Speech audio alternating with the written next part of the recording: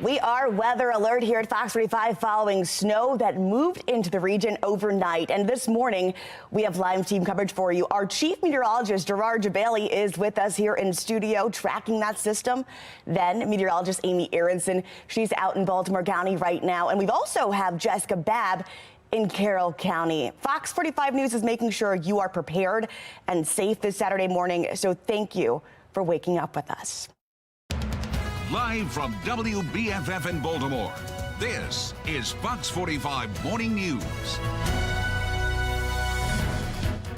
And this is the start to a really snowy Saturday here on February 17th. I'm Taylor Stewart, and you see the red behind me. We are weather alert. Let's get right to your forecast. We've got Chief Meteorologist Gerard Jabali, who's been busy tracking the snow this morning.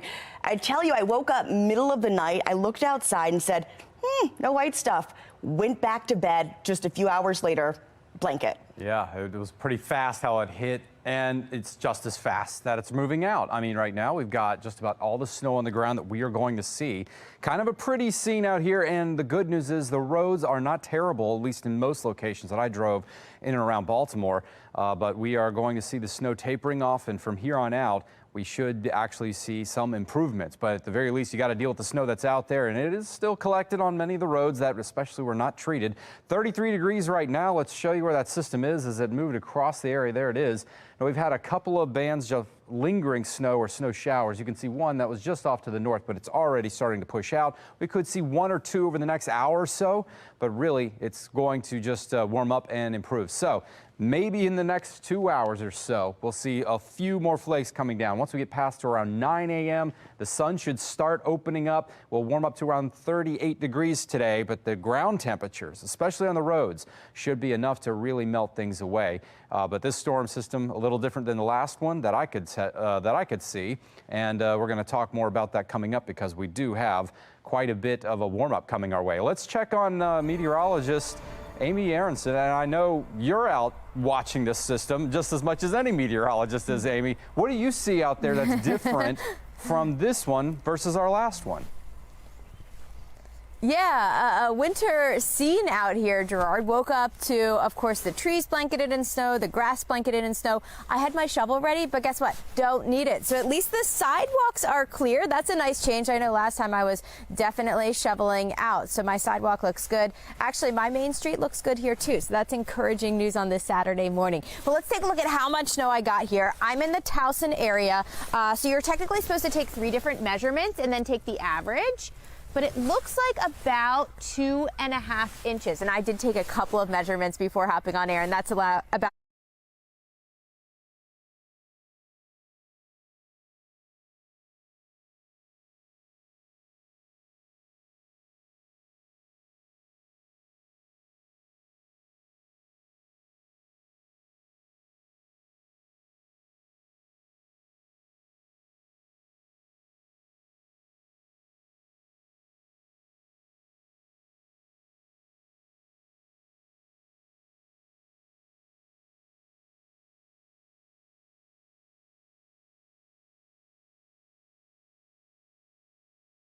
The second suspect, we're still canvassing. As you can see, it's a very large scene behind us. Our special investigations response team is currently investigating because the police involved discharging.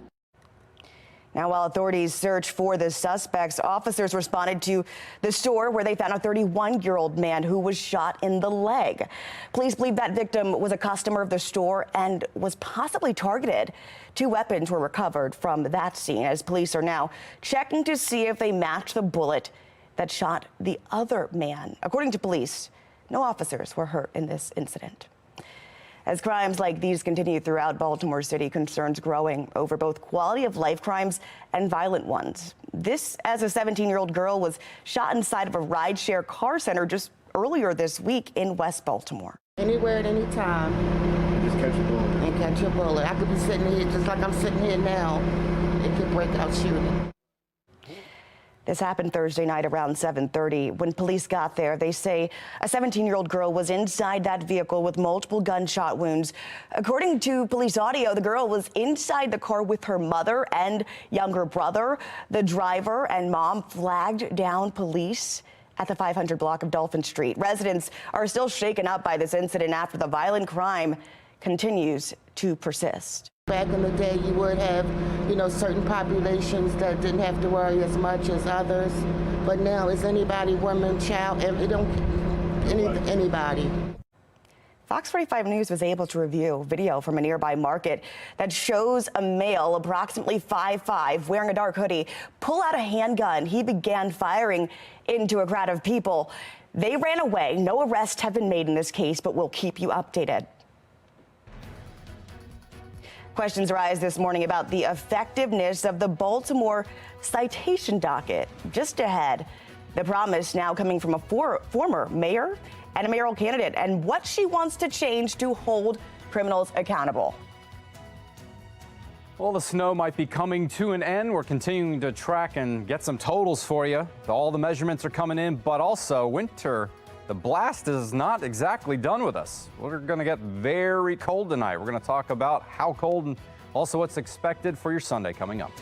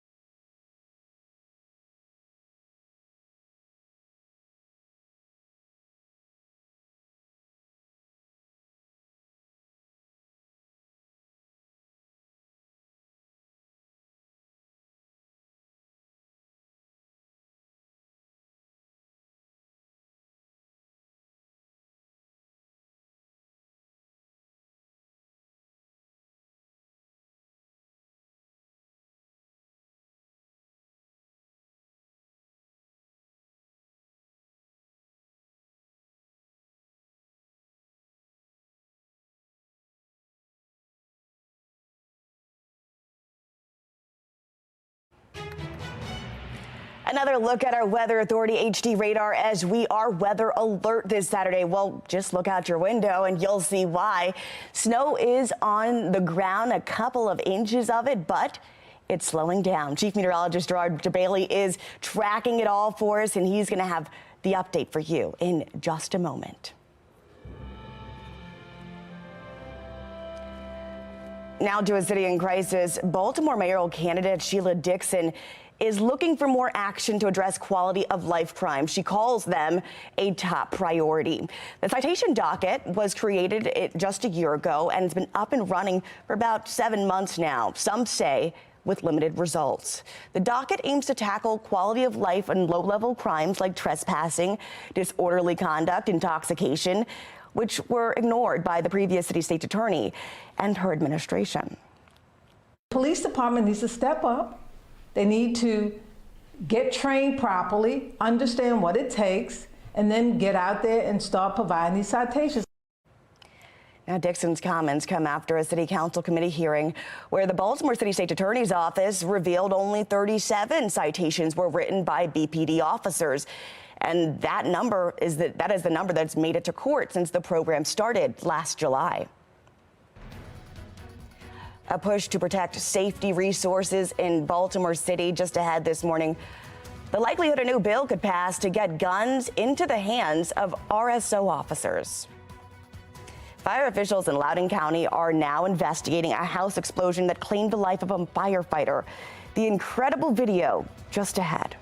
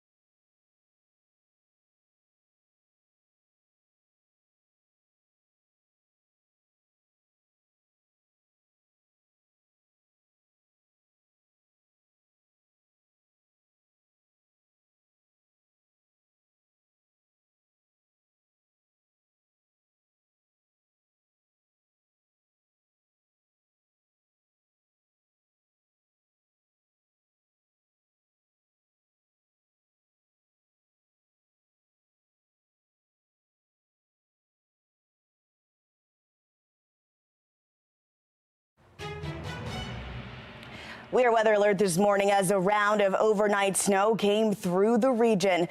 Taking a live look here at the roads as well as the inner harbor. But first, let's get over to Chief Meteorologist Gerard Bailey for a look at our forecast. Now, as we've already seen outside, snow is sticking. There's multiple inches. Is this system out of here? Pretty much. We're seeing the very tail end of it now. And so what you've seen on the ground is practically all that we are going to get from this point onward. The system continuing to move offshore. We're just getting a few very light snow showers to show up. But the good news is that all the weather alerts are being canceled. And that's happening here just in the last 10 minutes. So we're not going to be weather alert for much longer. What you have seen outside is what you're going to get. Let's show you exactly what we're thinking. Anywhere between around 1 to 4 inches of snowfall. Some places a little bit more than that. But as you notice, looks like the heaviest parts happen over here between Cockeysville, Westminster, up past Columbia, Frederick, and then just on the other side of the bay towards Chestertown. Some lighter totals to the south near Annapolis and even Baltimore. We're right there on the edge of seeing the lower end of things. So here are some of the numbers that we've gotten so far. Baltimore, not a ton. We're talking only about 1.5 inches, but that was within range of the forecast that we had for everybody. And then, as you can tell, most everyone had between around 1 to 4, even nearing 5 inches, up towards Bel Air, 4.6 inches. And where does that set us up for the year? If this is all kind of becoming official, if the Baltimore airport records exactly what they have shown for to be their measurement, it's going to reach around 10.6 inches for the season, which is still, a little about 9 inches below where we should be for this time of the year. So we still got a little bit more of winter to go. Will we get up to the average? That's a good question. But we're not going to see another storm system approach. It's just going to be cold as we get through tonight. But throughout your day, we will see our temperatures warming up. We're right around freezing right now. This is our future scan pavement temperature. So watch this. Everyone might see pavement temperatures right now, right around freezing. All that treatment that the road crews have been putting down has done wonders. As you noticed, we have mostly wet roads out there. So the treatments did a great job at keeping the snow from really collecting in places. But the temperatures are going to continue to rise on the pavement. So by the afternoon, this is not your air temperature. This is what the ground temperature could be like on the pavement. So that's going to really help melt things, even if you didn't get any treatment down. So that may be helpful. We don't have to worry about that too much. But It's going to get cold tonight. We're going to talk about that. A whole lot more coming up. At least the snow is coming to an end. At new this morning, a wild and chaotic night ride in Montgomery County caught on camera. A man stole a Maryland State tow truck and wreaked havoc for hours yesterday. The reckless act continued as crews were rolling. Carl Willett, Star Sinclair Station in D.C., has the story. This reckless ride in a stolen tow truck, carried on 7 News Live as it happened, led to crash after crash after crash. So scary, we're shaking. Diane Pham happened to be in that white SUV in the path of that pursuit after wrapping up her work week and heading home. You just driving down the road there? I'm driving down the road from work. So the big truck right straight in front of me. Hit my passenger side. On this side, you see that? And now, she has to deal with this mess. According to Montgomery County Police and Maryland State Troopers, this State Highway Administration vehicle was stolen from the park and ride in College Park right around 5:15 p.m. Friday. That's where the driver reported that they got out to help a man. The man jumped in the truck. At times, that man drove off-road, hitting power lines, and ramming other cars heading south on Route 29. And after causing wreck after wreck and then coming off of this road right to the end of the line here, there were witnesses all around, including one man who was working just steps away. So you're hearing all these accidents, and then you come outside and you see... Yeah, immediately I open the door, I ran away. Mesfin Mamo tells me he was working in a nearby gas station and couldn't believe his eyes as the pursuit into Montgomery County came to a dramatic end, with the driver pulled from the car and sent to a hospital. The guy is coming from the wrong way. He's coming the wrong way. He's making accident maximum 3-4 cars. I'm thinking this is a movie or what? Look, investigators still don't know the identity of the driver, and charges are pending. There is a sharp contrast between these two proposals, the professionalism of the proposal and the con. A contract to redesign Baltimore City's website coming under fire. A closer look at the company behind the deal and the other proposal the city could have taken. You're watching Fox 45 Morning News, all local, all snowy, all morning.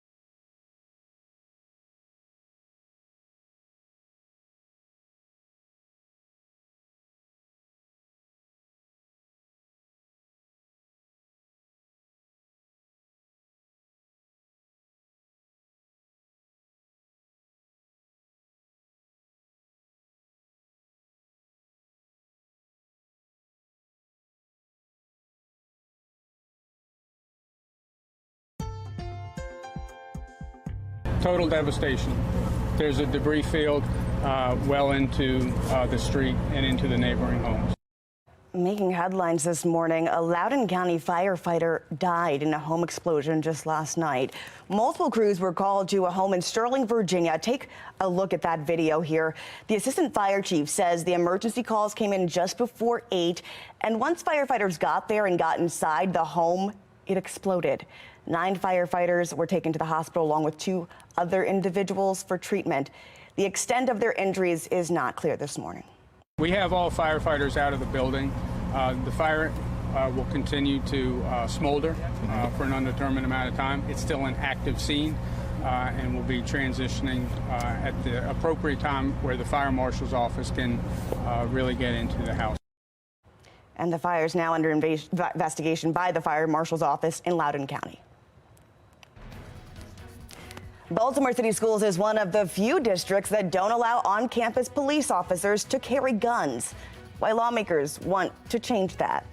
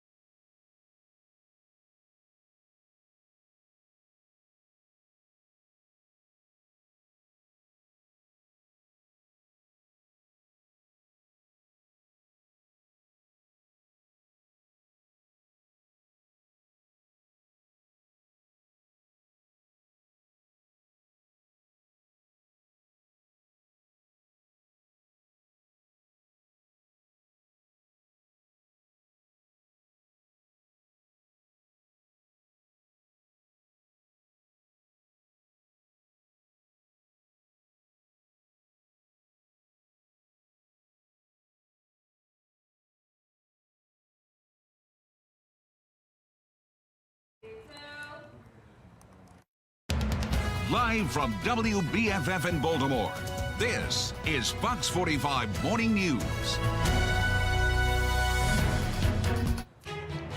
Good morning to you as you wake up right now. We're weather alert. Take a look. A round of overnight snow came through the region and blanketed sidewalks, grassy areas. But look, the roads look fairly clear. Right now, we're looking at live at the Inner Harbor and Towson. We also have meteorologist Amy Aronson live in Baltimore County. Jessica Babb is in Carroll County driving around for us, and we'll check in with them in just a moment. Thanks for being with us this Saturday, February 17th. I'm Taylor Stewart. We got to talk about your forecast. Here's Chief Meteorologist Gerard Gervais. We are weather alert, but that doesn't even explain what we woke up to this morning. It really came down quick last night. Certainly did. Good morning, Taylor, and good morning, everybody. While we're getting some improvements here over the next half hour, we're going to really improve a lot more and you'll be able to get out and about. But if you're first waking up, you may still have some snow on the ground, of course, in the grassy surfaces, but the roads are still getting cleaned up. They've done a great job through the overnight hours to really help with that. It's already being a little bit of help with the temperature coming up to around 33 degrees, keeping the clouds for now, but we will get some sunshine. That'll really melt things away, dry things out, so it's going to get a lot better for the second half of your Saturday. Again, on the radar picture, that was the heaviest of the band. We had one small one just kind of lingering around, but at the time, it was a lot worse. Now, we're just going to take it from a red light now down to a yellow light. Hopefully, we can give you a green here soon enough. By 10 a.m., we'll likely be in the green as we'll see some sunshine coming in, temperatures warming up, and we'll just have wet roads. So, hour by hour, the snow will be ending again. We're looking at just increasing sunshine. We'll get up to around 39 degrees today. But it is going to be a cold night as we move through your Saturday. We're going to talk more about that and what else is to come in just a bit. All right, well, let's go ahead and bring in meteorologist Amy Aronson for a look outside here. Amy, where are you now? I know you've got a game plan for your sledding. Give us the update. Okay, so we're at the Baltimore School County headquarters. I have heard this is an awesome sledding hill. Multiple people have recommended it to me, and here it is. Look at it. This looks like a pretty awesome sledding hill, so I'm going to give it a try. I've got my little red sled. I admit, I'm kind of nervous because it is a really long sledding hill, but let's see how it goes, Taylor. Wish me luck. I think this is my best path down through here. I just got to watch out for these trees. Okay, are we ready, gang? Let's see what this gets in my ranking book. Woo! Oh, I'm going towards the tree. Okay, we got this, guys. We got this. Woo! This is a pretty long sledding hill, gang. Woo! Okay, slow and steady, slowing down a little bit. I think I might wrap up the hill here, guys. What do you think? Not as impressive as I would have thought. Just because I kind of stopped midway down. Yeah. Okay, let me think what my ranking is. On a scale from 1 to 10, I say I'd rank this maybe, I'm gonna give it a 6. Not as impressive as I would have thought it would have been. I thought it was more like a 7. It picked up at the end there, but you're right. You're right. If it was more power to the punch, we'd give it maybe like a 8 or something. Not doing it for you. Yeah, Amy. Exactly. I want to go faster. Okay, yeah. well, not keep searching for us. Well, let's go ahead and check the roads here with our Chevy Storm Tracker in Carroll County. That's where we find Jessica Babb right now. Jessica, how is it looking? I know before you said it just looked like a winter wonderland, but have you seen any more drivers on the road this morning? Have you seen any hesitation? What are the conditions? Yeah, so we've been driving around in the Chevy Storm Tracker, and we have seen some cars on the road, but luckily nobody's having any problems. You can see some of the cars are just covered in snow that clearly have been parked there, and obviously the ground is covered. But really driving through Westminster, it's been quite pretty, and it's so easy to be able to enjoy this snow day and maybe go out and have fun with your kids today or your families, and really just enjoy it because we don't have to worry so much about the road problems, which is such a change of pace from what we saw a few weeks ago. But yeah, we have not seen any issues. It's been a pretty easy drive. We've seen snowplows, we've seen people salting the roads to make sure the roads are as safe as they possibly can for drivers who are out and about. And again, we are starting to see some drivers, but luckily we haven't seen any issues thus far, which is some good news. You can see some of those cars right over there just covered, kind of a sign of just how much snow has fallen. So really it's shaping up to be a pretty good day here in Carroll County. And hopefully if you don't have to worry about the roads so much, you can just enjoy the day. But of course, we're gonna keep tracking these conditions out here. We're gonna keep driving around. And we're even gonna get out of the car and show you some of the conditions on the ground in just a bit. But we'll keep checking back with you guys. But for now, live in Carroll County, Jessica Babb, Fox 45 News. All right, thanks, Jessica. Smooth rolling there. A warning for drivers that you need to be aware of on the roads. During these dangerous conditions, AAA says it is best to just stay home and stay off the roads if you can. If you can go outside, or you must, go slow. You'll also want to increase your following distance by about 5 to 6 seconds. And when you brake, do so slowly. It reduces your risk of sliding. Anytime snow is in your forecast, you can stay ahead of the storm with the Fox 45 Weather Authority app. All you have to do is search WBFF in your app store. In Annapolis, lawmakers are debating a bill that would allow school resource officers in Baltimore City to be armed. Now, lawmakers have long resisted this measure, but there's growing chorus of community leaders who are preparing to fight back. Suppose we have an active shooter in one of our schools.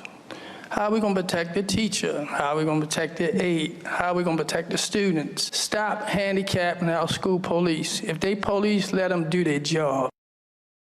Now, Doc Cheatham is the president of the Neighborhood Association, which is home to Carver High School. He's grown concern over the number of guns seized in schools and the number of officers who, by law, cannot have a gun while inside a city school. Baltimore City is one of the few, rather the only district in the state which prohibits officers from being armed while they're in the building. We need to put a black face on this issue. You know, there's no other jurisdiction in the state of Maryland that has 80% of the children black in the school system. And we're saying our kids are just as important as anybody else.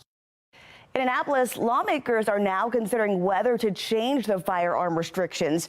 Senate Bill 819 would allow school resource officers in the city to carry a gun inside school. Now, a similar measure had been proposed in years past, but they've all failed. No justification to choose a company that is charging more for the same service.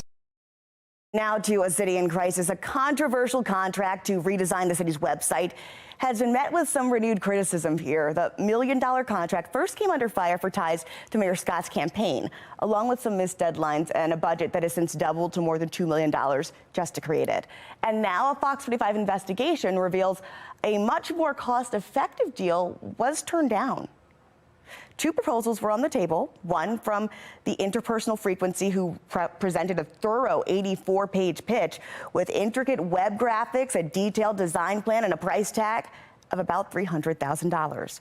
The other from Fearless Solutions, spanning just 19 pages, no web graphics, a brief design plan, and still in the development stage.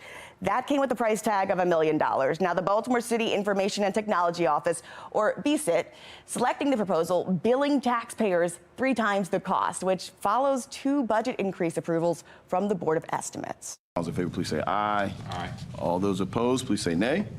The ayes have it. The deal raised red flags from the start due to the owner of Fearless Solution. They have ties to city leaders, but not only is the Delali Darash's husband, a Baltimore deputy mayor, he's also the longtime contributor to Mayor Scott's campaign. Now, most recently, sending the mayor a $2,500 check less than 4 months after this was approved.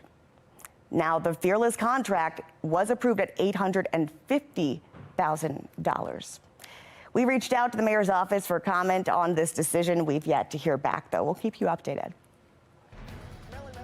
A judge denies Marilyn Mosby's request to acquit her in her mortgage fraud trial. What the judge is ordering Mosby to do that she says she should have done years ago. Most of our conditions will be improving throughout your Saturday morning. We're already above freezing. Clouds will start to thin out as well. Sunshine's going to help warm us up a good bit to melt things away. But tonight, it is going to get cold. We're going to talk about that and, of course, what Sunday is going to look like, too. All right, let's go ahead and check your traffic here as we head to break. The Lens Solar Traffic Network showing you not a lot of volume out on those roads, but if you have to venture out, be safe.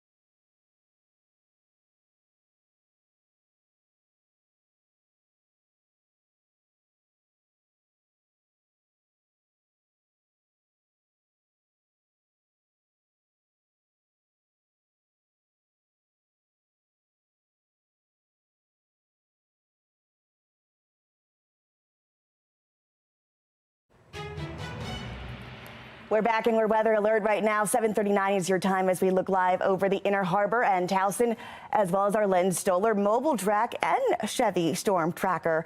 Stay with Fox 45 News as we keep you up to date on the blanket of snow that fell overnight. We'll keep you updated.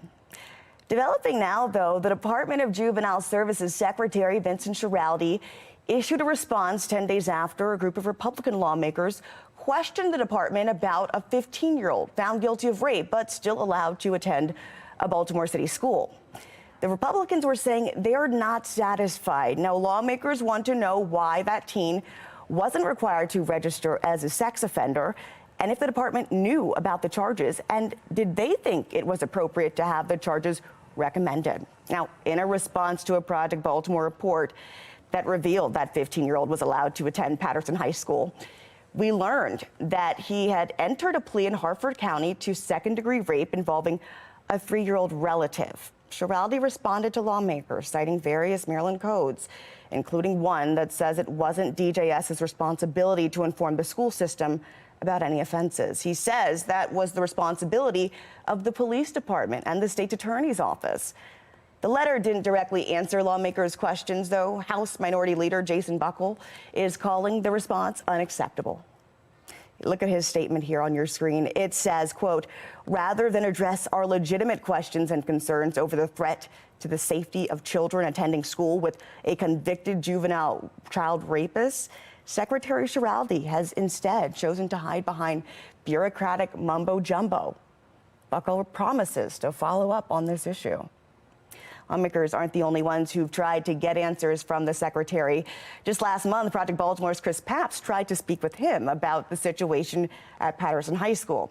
Schiraldi did not answer our questions here. I sent your office a couple emails concerning Patterson High School and the convicted rapist who was a student there. Yeah, and the comms folks are getting back to you guys on that. I think that should happen today. Thank you very much. Okay, do you think, well, excuse, I'm shaking hands. Okay. Thanks. You can have this. Well, do you think it's appropriate that a convicted sex offender is a student inside of a public high school? Can you just hold on just 1 second? Well, you're the secretary of Department of Juvenile Services. Why are you taking my microphone? Fox 45's Project Baltimore team will continue to follow developments surrounding sex offenders in schools. Now, you can follow along and find our previous reporting on our website, foxbaltimore.com. A dangerous product stays on shelves until a child died. Spotlight on America investigates why a recall was slow to come. And another live look here at our radar and the roads this morning. We are weather alert. Just look outside your window. It's gorgeous. You're watching Fox 45 Morning News, all local, all morning.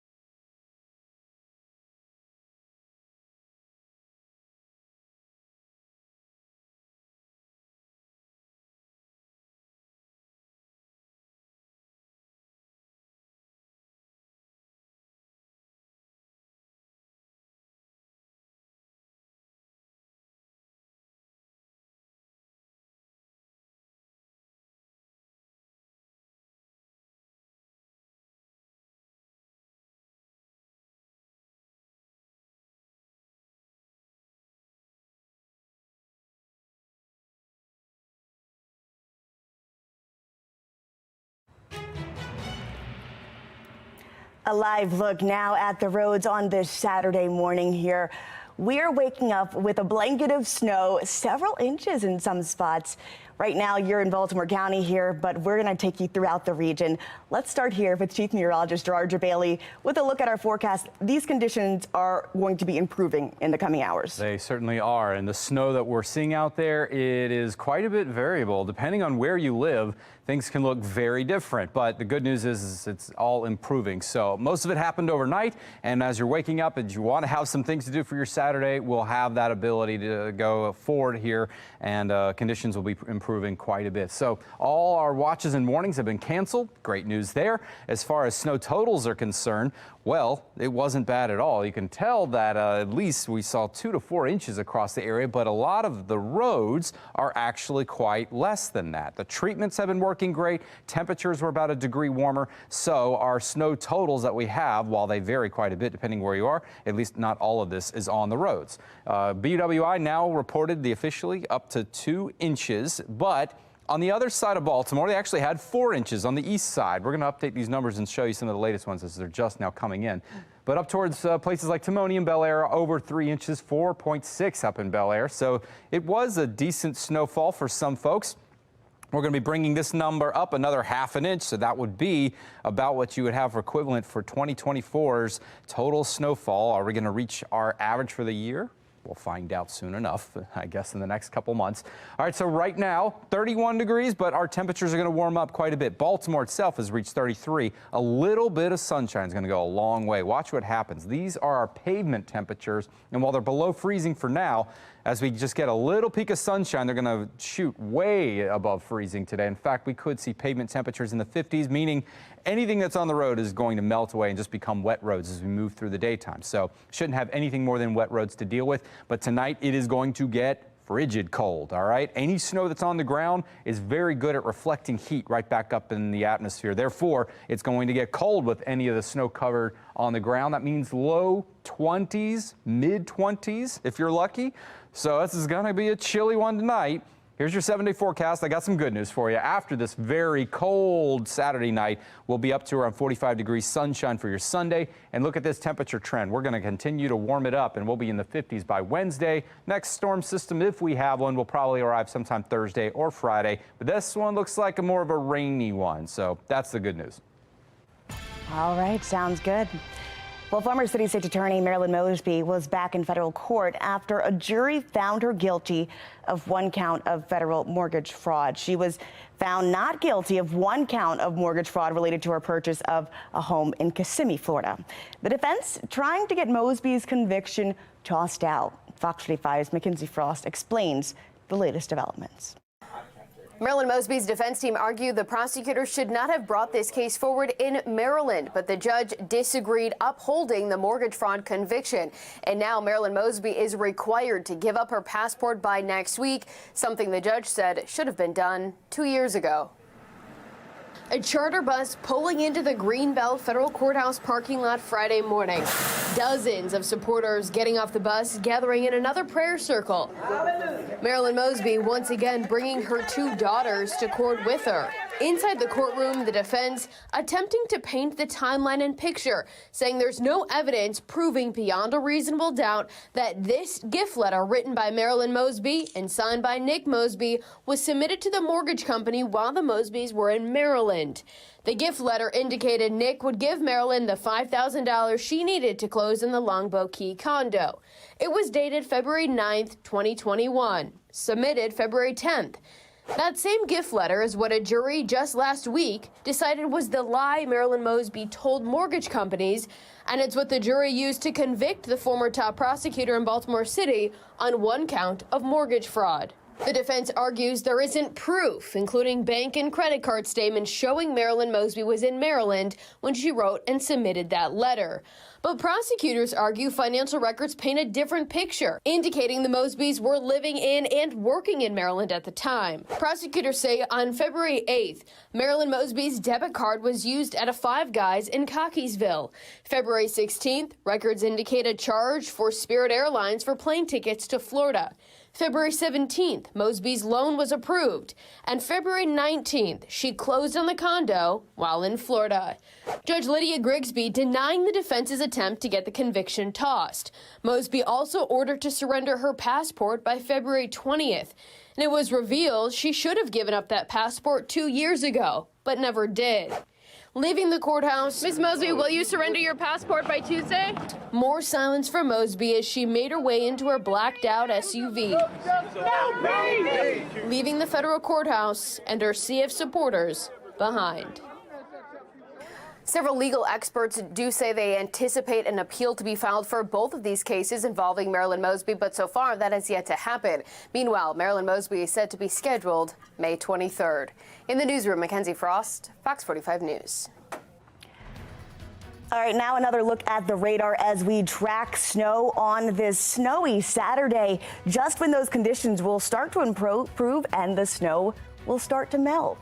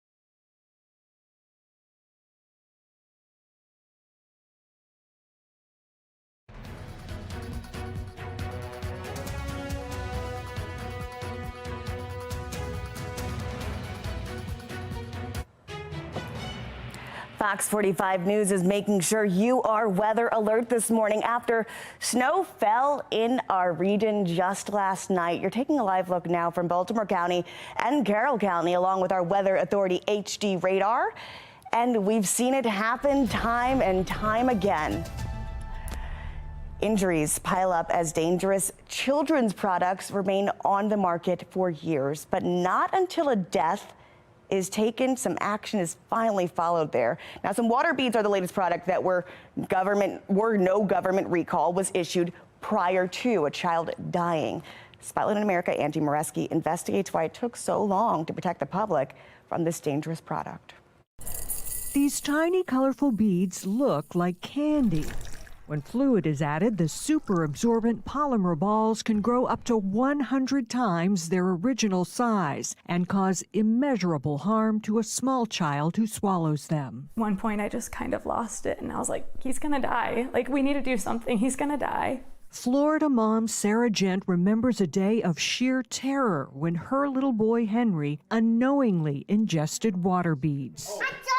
You are jumping. Today, the family is grateful their sweet, rambunctious toddler survived. These are the actual ones, yeah. They had no idea what happened until Henry threw up 3 enlarged water beads at the hospital. A fourth, this clear golf ball-sized blob, obstructed his bowel and had to be removed by emergency surgery. They don't understand why there was no official warning about the blockage risk before Henry's injury, despite previous reports of the danger to the toy industry and government. The Consumer Product Safety Commission, the agency tasked with protecting Americans from dangerous products, revealed last year nearly 8,000 children were treated in hospital emergency rooms for water bead injuries between 2016 and 2022. These are some of my favorite pictures of her. Just 6 months after Henry nearly died, a baby girl in Wisconsin, 10-month-old Esther Bethard, did die after ingesting water beads in July of 2023. After Esther's death, the CPSC and toy manufacturer Buffalo Games finally issued a recall, but only for the specific product involved in Esther's death, Chuckle and Roar's Ultimate Water Beads Activity Kits. It should not have taken the death of my 10-month-old for that to happen. If I knew a product was killing people right now, I couldn't tell you. 1 year ago, Hohen Sarek made that startling statement to Spotlight on America, criticizing a provision in the law which limits the agency's ability to warn the public about dangerous products without first trying to get a company's consent. At the time, he proposed an internal CPSC rule change he said would give the government agency more flexibility to get information out faster, but it's still not been implemented. It's been a year now, really, since it was initially proposed. Why is this taking so long? You know, I believe it's taking too long. I would like to get it done faster. But Hohen Sarek says he still needs to get more support from the other commissioners to get it done. Oh, big boy. After coming so close to losing their precious child, Sarah Gent says she resents those restrictions that help keep dangerous products secret. For Spotlight on America, I'm Angie Moreski. Just ahead, an officer-involved shooting overnight. One suspect still on the loose. Still ahead this morning, the search for that person. And as we take you to the break, a live look over the Inner Harbor this morning. We're going to take a look at those road conditions following that overnight snow. Just look out your window. It's a gorgeous Saturday as you watch Fox 45 Morning News Weekend Edition, all local, all morning.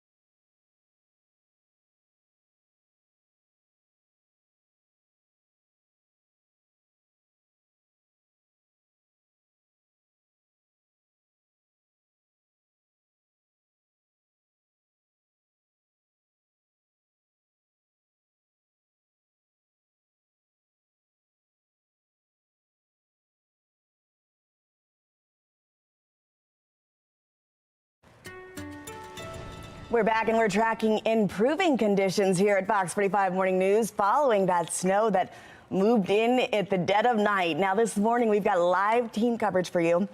Our chief meteorologist, Gerard Javali, in with us in studio on a weekend. He's tracking that system.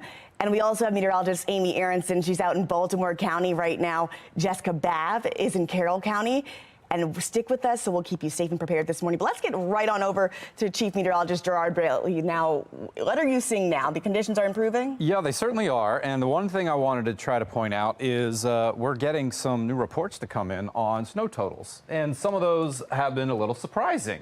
We're going to go over those in just a minute, but first let's show you. If you're headed out the door, nothing major happening. We're talking 34 degrees at 8 a.m., but we warm up quite a bit in just the next few hours. We are going to see lots of snow melts, so that's looking pretty good. All right, 32 degrees for the time being, but this again will warm up pretty nicely in just the coming hours. Here's our storm system really just scooting by very quickly. Offshore, there's that snow band that went through, and that was our main snow producer here through the overnight hours. By 5 in the morning, it was already starting to taper with just a light snow shower remaining. So we're almost done with this. Again, your morning driver is going to keep it in the yellow light category. So hour by hour, warming it up to around 39 degrees. The sunshine will come out, really melt things away, but it's going to be getting very cold tonight. We're going to talk about that and also what the rest of your weekend into next week is looking like. It's looking pretty good. Taylor?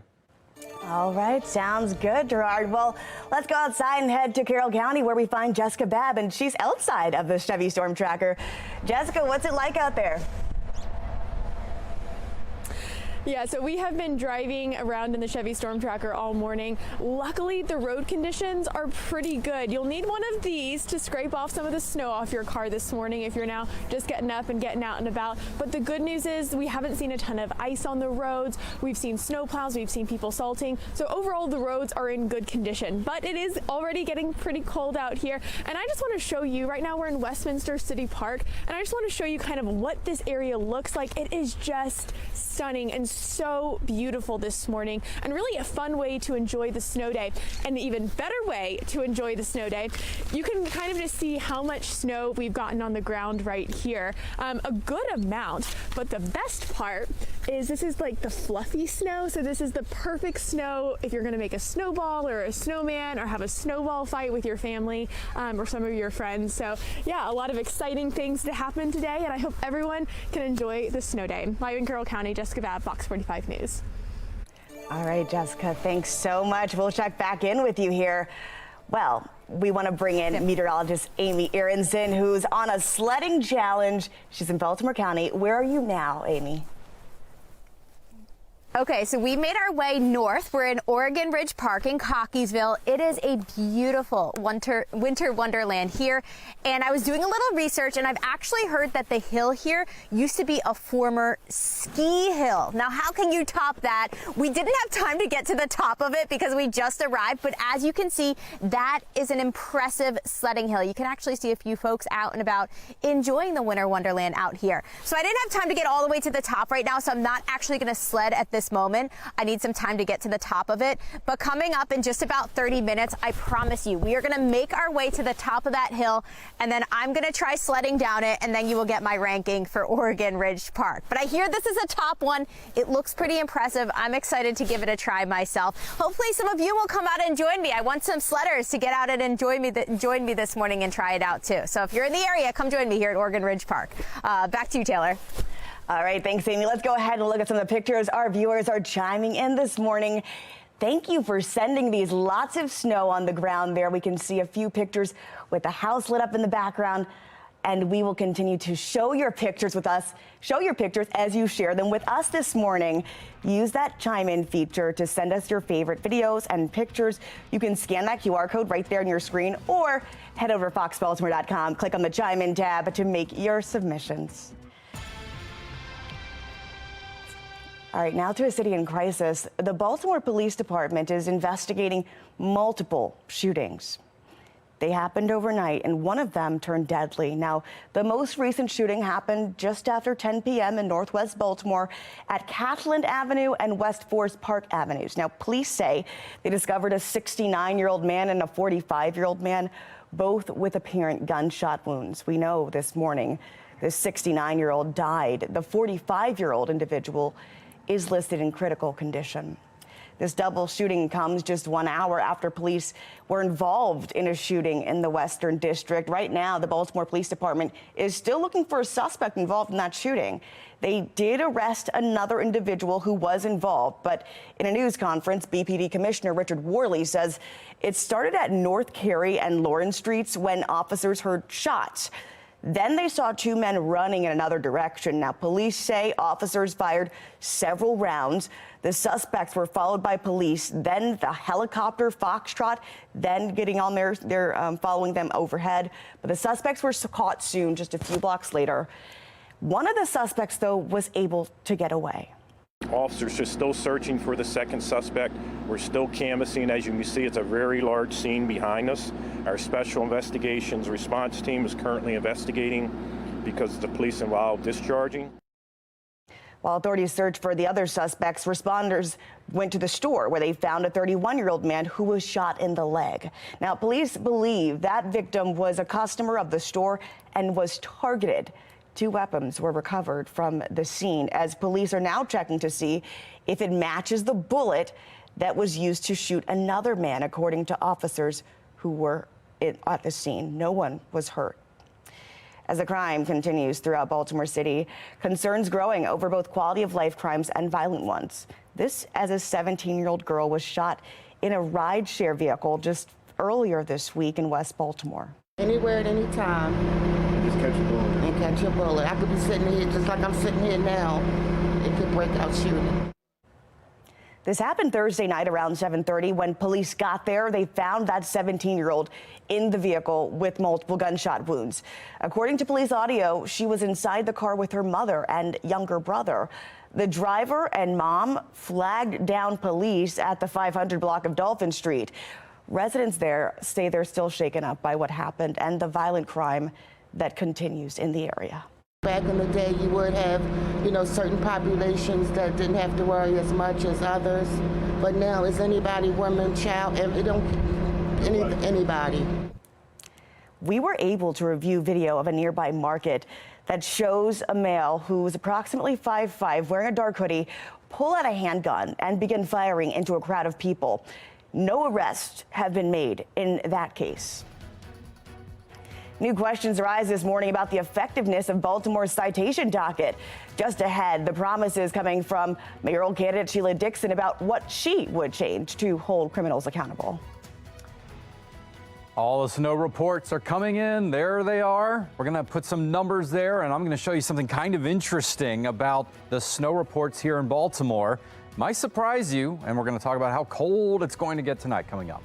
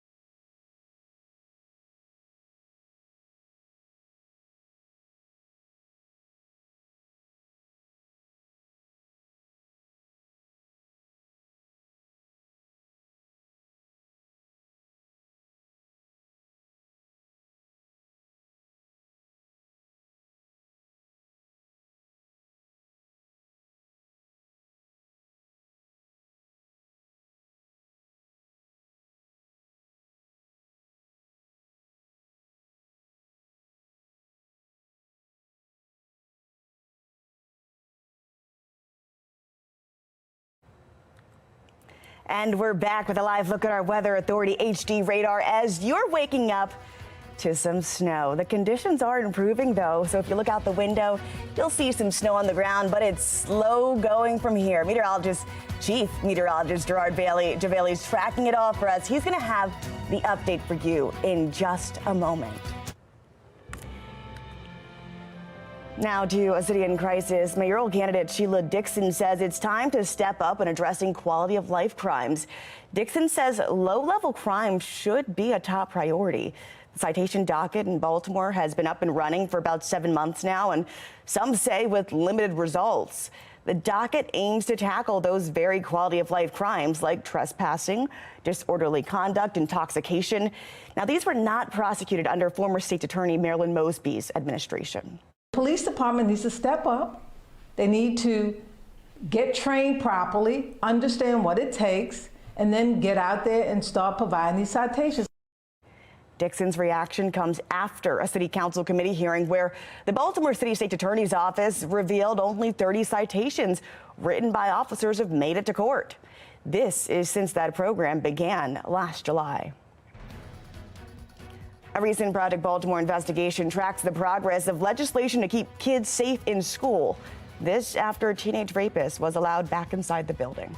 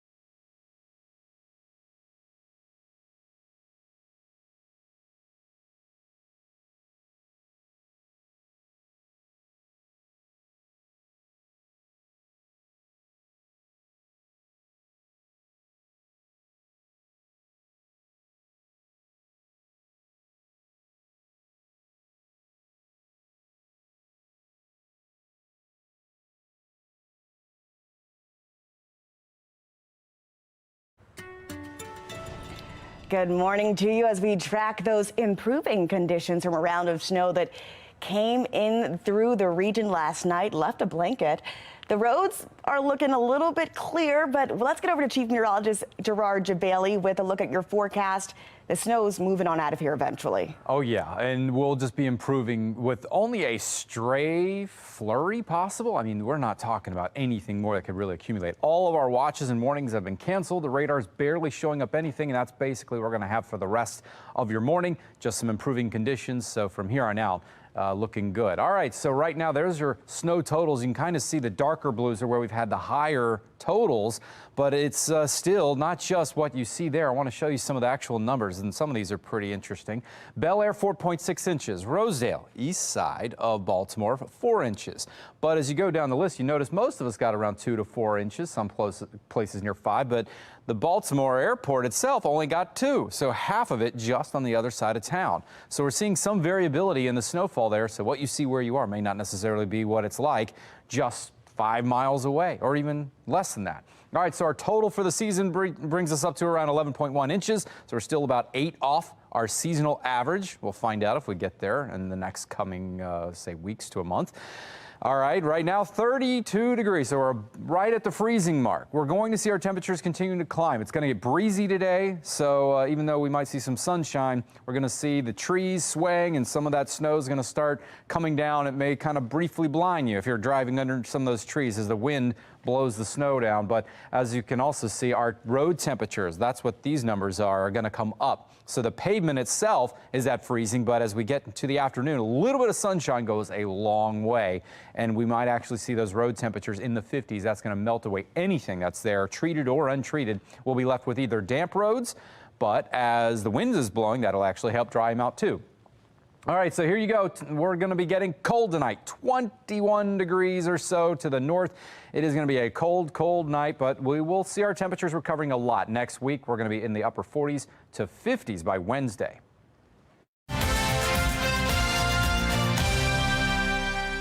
Just 2 months remain in the 2024 legislative session, and lawmakers are moving forward with a bill to keep juvenile sex offenders from attending public schools in person. Project Baltimore's Chris Papp shows us the progress they've already made this year to try to keep kids safe. This amendment is perhaps the most important part of this bill right now. Last week, lawmakers in Annapolis moved forward with fulfilling a promise. It will close the juvenile sex offender loophole. A promise made after an explosive Project Baltimore report found a juvenile rapist was taking classes at Patterson High School in Baltimore City. Why would we have this be the most important thing? Well, I'm not sure if you've seen it on the news. It's been all over the Baltimore news. On Thursday, the House Judiciary Committee. Here's my question. I normally don't do this. For more than 10 hours, heard testimony concerning Maryland's juvenile justice system. We would respectfully request an unfavorable report. A main topic during this year's 90-day legislative session. Throughout the hearing, multiple pieces of juvenile justice legislation were debated. About 8 hours into the hearing, Baltimore County Delegate Kathy Schlega introduced this amendment. What the amendment says is very simple. A child may not attend a public school in person if the child has been convicted of rape or a sexual offense that, if committed by an adult, would constitute a felony. Each county board shall provide alternative educational options for children prohibited from in-person attendance. Delegate Schlega told Project Baltimore that amendment, or some version of it, should be added to whatever legislation the House passes this year concerning juvenile justice reform. This is happening right now. And, if you do nothing this session, please close this juvenile sex offender loophole. Thank you. If Schlega's amendment becomes law, it would help prevent another situation like what happened at Patterson High School last month. In January, Project Baltimore first reported on a juvenile rapist attending Patterson. In December, the student pleaded to second-degree rape in Harford County. Later this month, the 15-year-old will be in court facing another second-degree rape charge involving a second alleged victim in Baltimore County. Despite all that, he was allowed to take classes inside a public school. And because he's a juvenile who was not placed on the sex offender registry, parents and students were not informed. I was sickened, I was angered, I was disgusted. Republican and Democratic lawmakers were outraged. As a parent, as any parent, immediately it was a sense of horror and hard to understand. Project Baltimore last week sent an email to all 188 state lawmakers. We asked if they believe it's appropriate for a rapist to be attending a public school, and if this is an issue the legislature should consider addressing this session. We received many responses, mostly from Republicans. all of them stating how sex offenders should not be in public schools with other students. The House Republican caucus even issued this statement announcing their efforts to change state law to protect school children. The House Republican leadership also sent an email to the Department of Juvenile Services Secretary Vincent Schiraldi, in part asking, why was this individual not required to register as a sex offender? Did the department know of those pending charges? And was it appropriate that no incarceration was recommended? DJS has not yet responded. Meanwhile, some Democrats have announced their intentions concerning juvenile rapists attending public schools. Democrat Sandy Bartlett from Anne Arundel County responded to our email. I support alternative teaching methods for the offender. They have been found effectively guilty on the juvenile side of having done awful, terrible things. There is a public safety question that needs to be addressed. The Judiciary Committee, where Delegate Schlega introduced her amendment, We're going to get started with our bill. is chaired by Delegate Luke Klippinger, a Democrat from Baltimore City. Klippinger told Fox 45 he and his colleagues in the House and Senate are working to address this issue.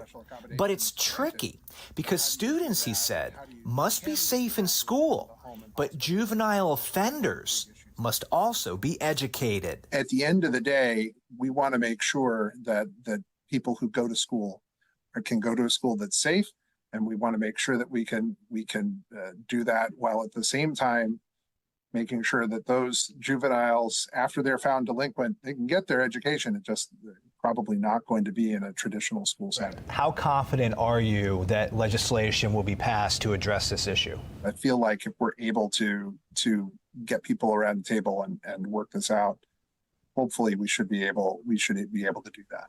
Project Baltimore will continue to follow this story. We will keep you updated on the progress of any legislation coming out of Annapolis that is intended to keep your children safe in school. I'm Chris Pabst, and this is Project Baltimore. Project Baltimore wants to hear from you. Do you have a story to share about your child's education or a concern you'd like our team to investigate? Call that tip line on your screen or send us an email to projectbaltimore@foxbaltimore.com. You can also find us on social media. Fire officials in Loudoun County are investigating a home explosion. It claimed the life of a firefighter. The incredible video coming into our newsroom just ahead. You're watching Fox 45 Morning News.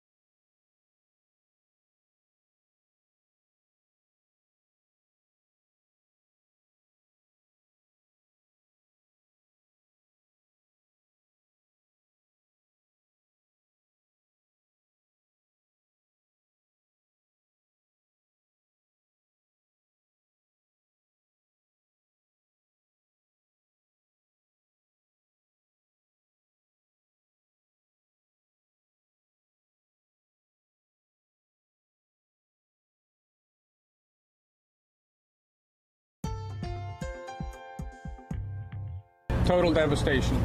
There's a debris field well into the street and into the neighboring homes. Making headlines this morning, a Virginia firefighter is dead. Several others were injured after crews were called to the scene of a home explosion in Sterling, Virginia.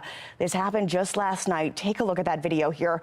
According to the assistant fire chief for Loudoun County Fire Department, just before 8, firefighters were called to a home. When they got inside, it exploded. 9 firefighters and 2 other individuals were taken to the hospital for treatment, but we don't have the extent of their injuries this morning. We have all firefighters out of the building. The fire will continue to smolder for an undetermined amount of time. It's still an active scene and will be transitioning at the appropriate time where the fire marshal's office can really get into the house. The fire is now under investigation by the fire marshals of Loudoun County. After the break, an interview with the director of the National African American Gun Association on the implication of a new handgun restriction. You're watching Fox 45 Morning News.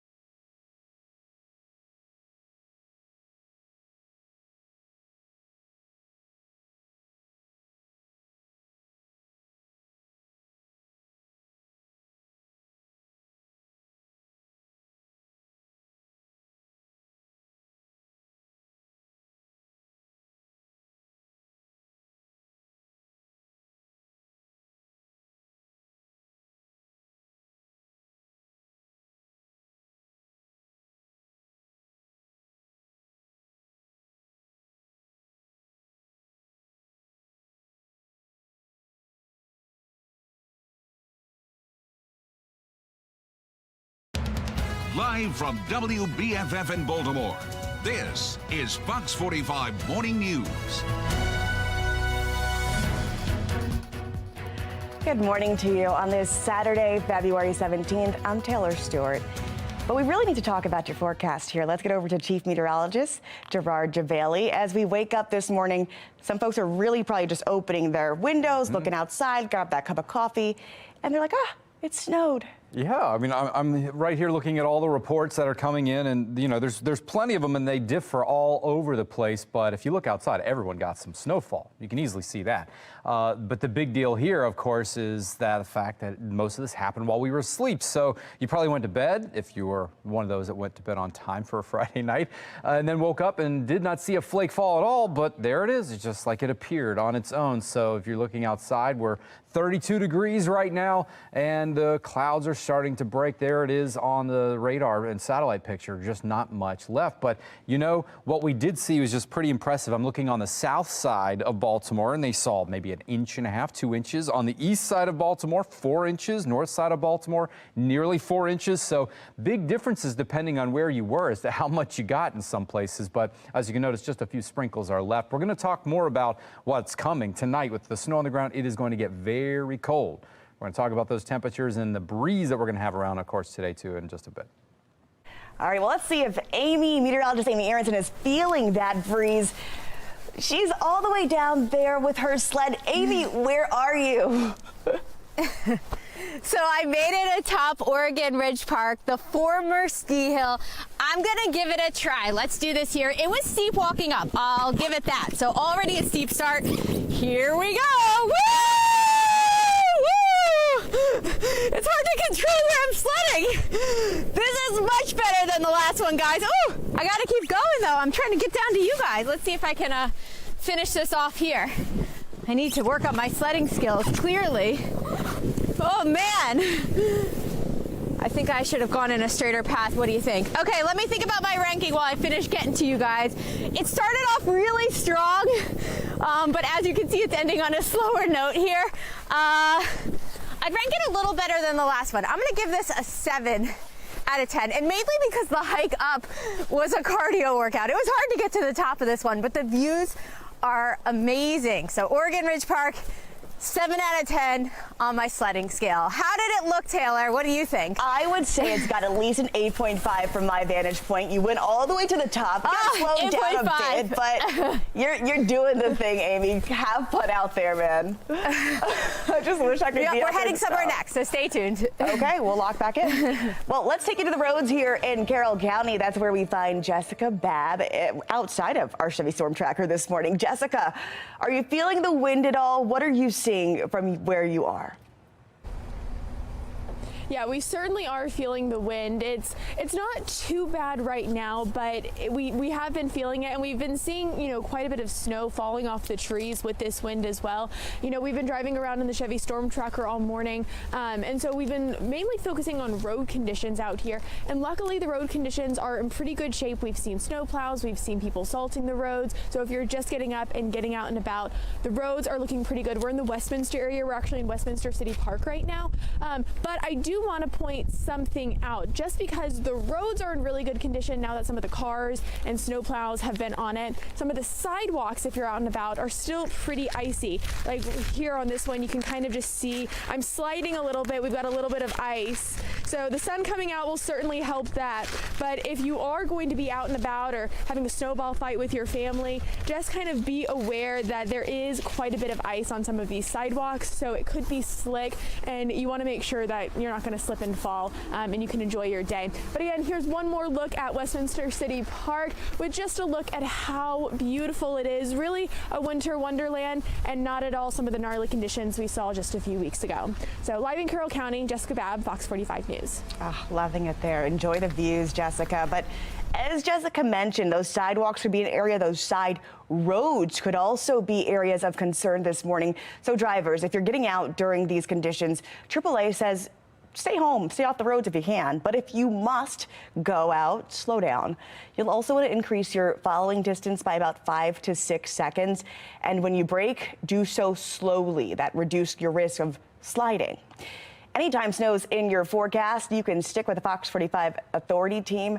Our Weather Authority app is in your app store right now. As you search WBFF, you will find it for the update on those conditions.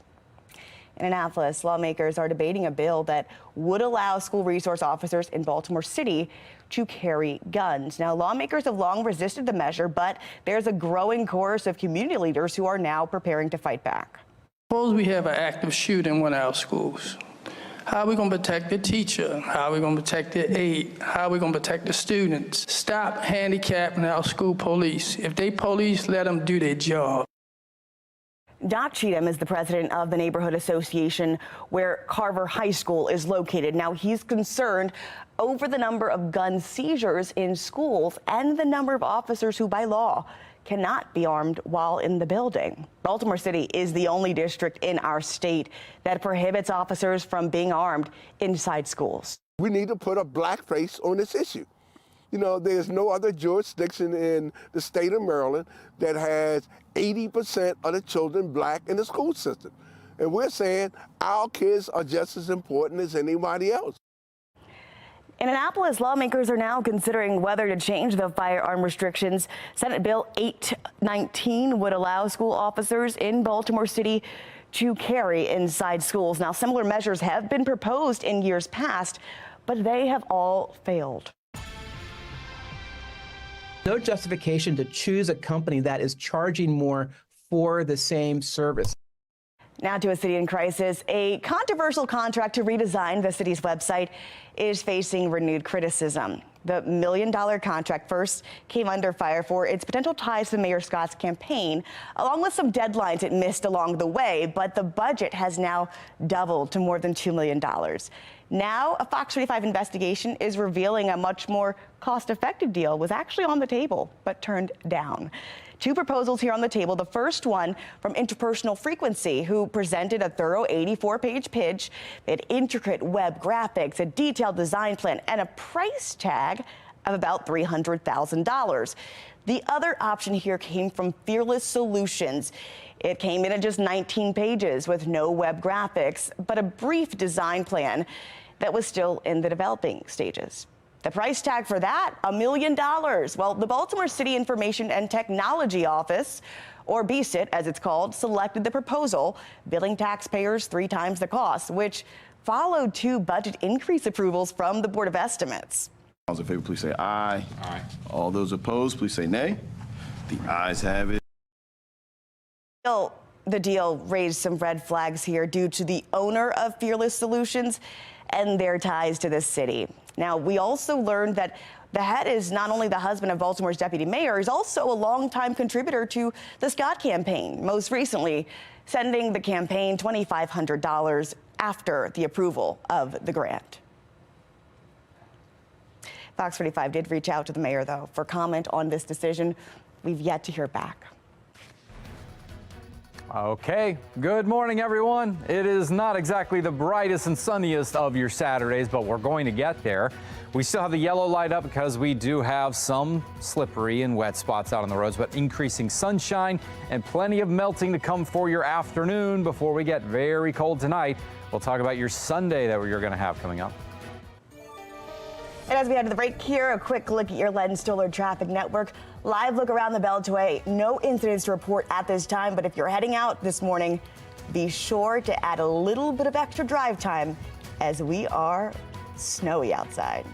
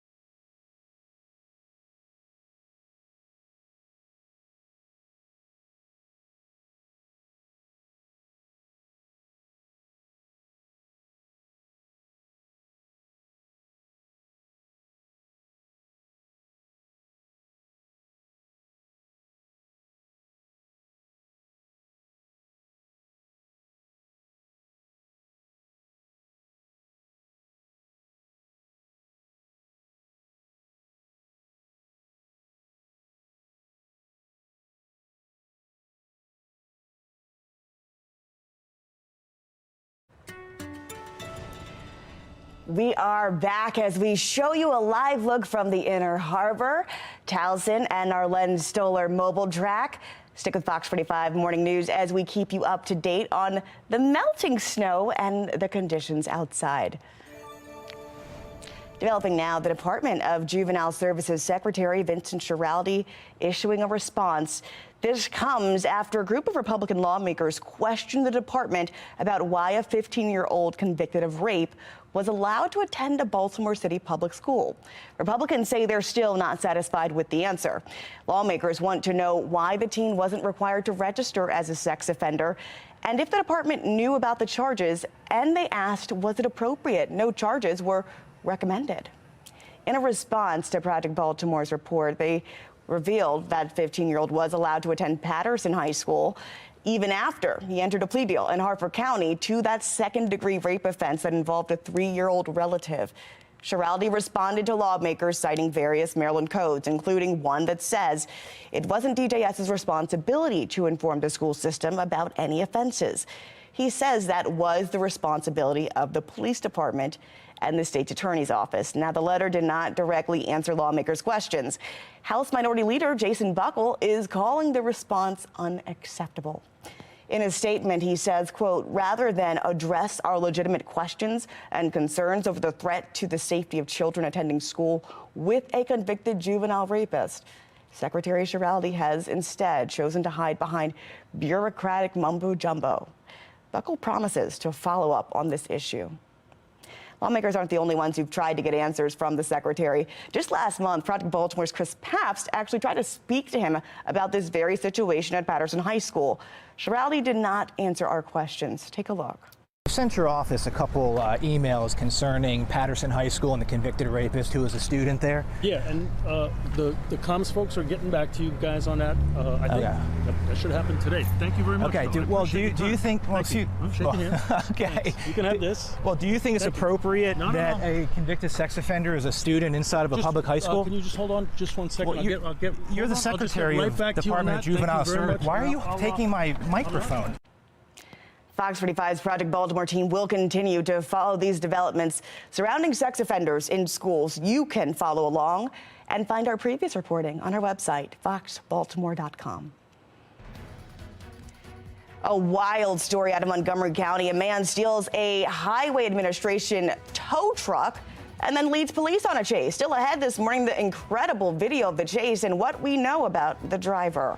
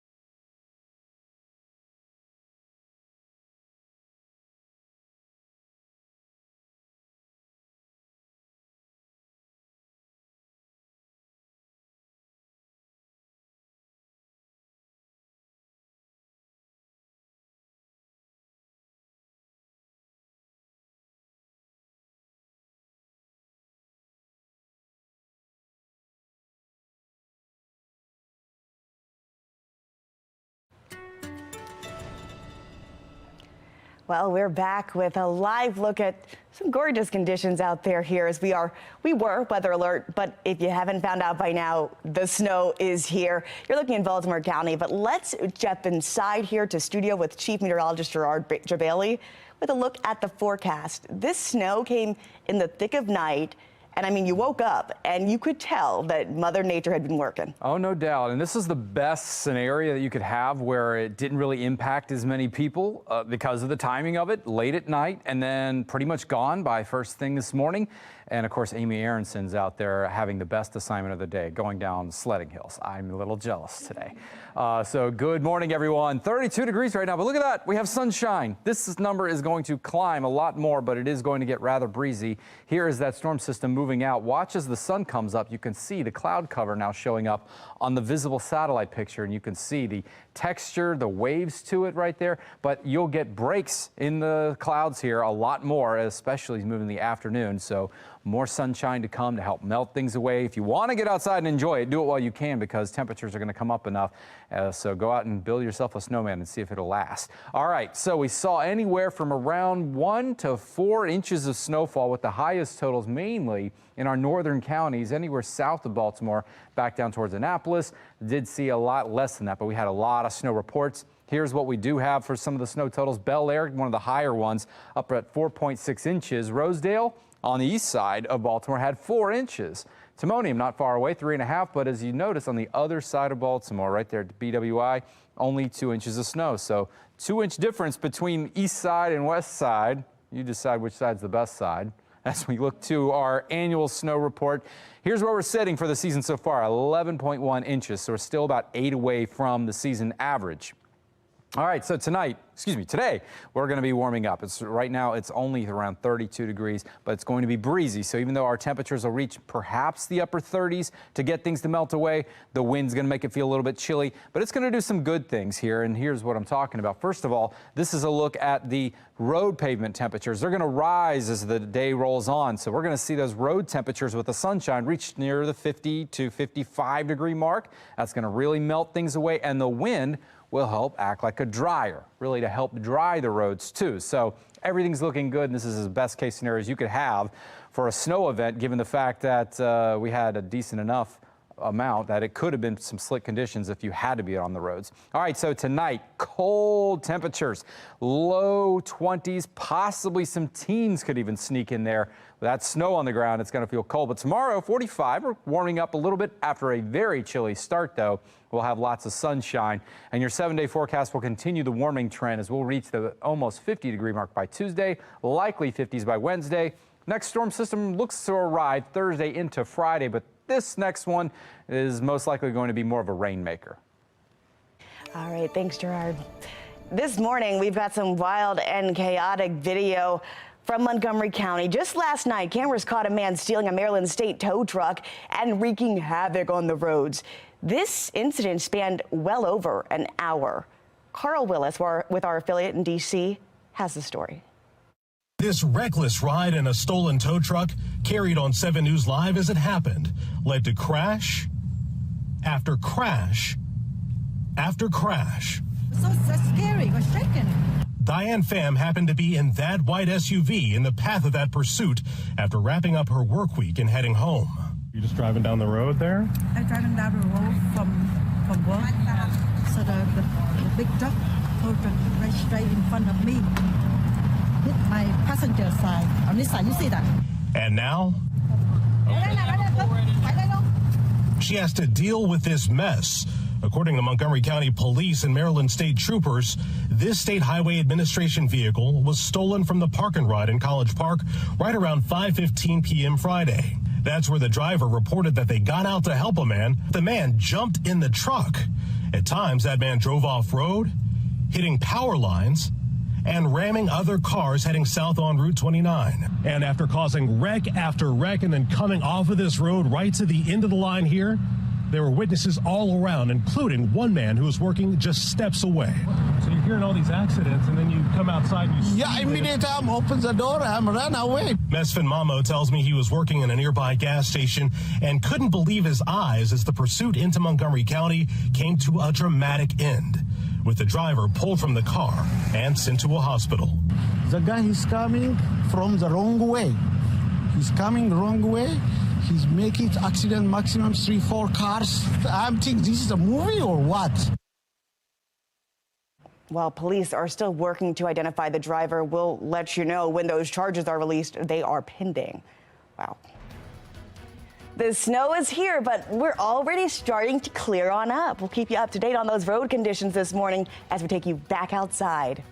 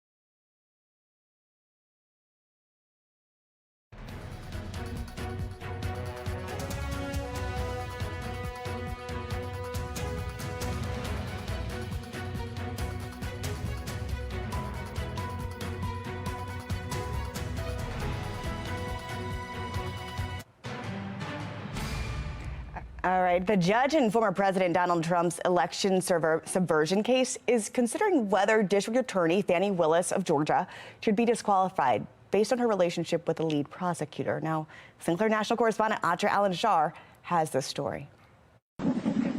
A second day of witness testimony that will determine the future of a criminal case against former President Donald Trump and 18 other defendants. Their legal teams in the election subversion case trying to prove DA Fani Willis and her special prosecutor Nathan Wade have a conflict of interest due to their romantic relationship that ended last year. Mr. Wade is my friend right now. The defense argues by hiring Wade, Willis stood to benefit financially from his participation in the case. Trump calling it a major league scandal. A tense round of questioning Thursday when Willis took the stand. I think you lied right here. No. This is the truth, Judge. And it is a lie. Delving into personal details. We would have brutal arguments about the fact that I am your equal.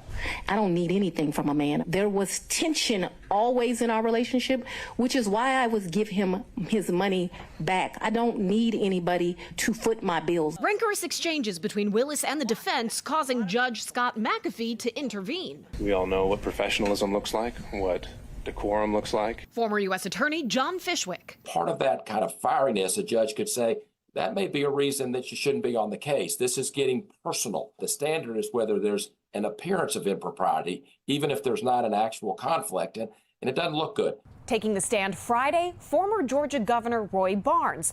Willis approached him first about the special prosecutor job back in 2021, which could help Willis's argument that she did not have an improper motive when choosing her team. She asked me if I'd be interested in being special prosecutor, to which I replied that I had mouths to feed at a law office. Barnes also worried about security. Whether the judge disqualifies Willis or not, the case is bound to be delayed. If she's removed, it will take time to replace her. If she's not, Trump and his fellow defendants can appeal. In Washington, I'm Atrell Nishar reporting. Well, that brings us to our national question of the day. Should the Fani Willis election case against Donald Trump be dismissed? So far, 86% of those who have voted say yes. You can make your voice heard right now at foxbaltimore.com. Just click on that Pulse tab.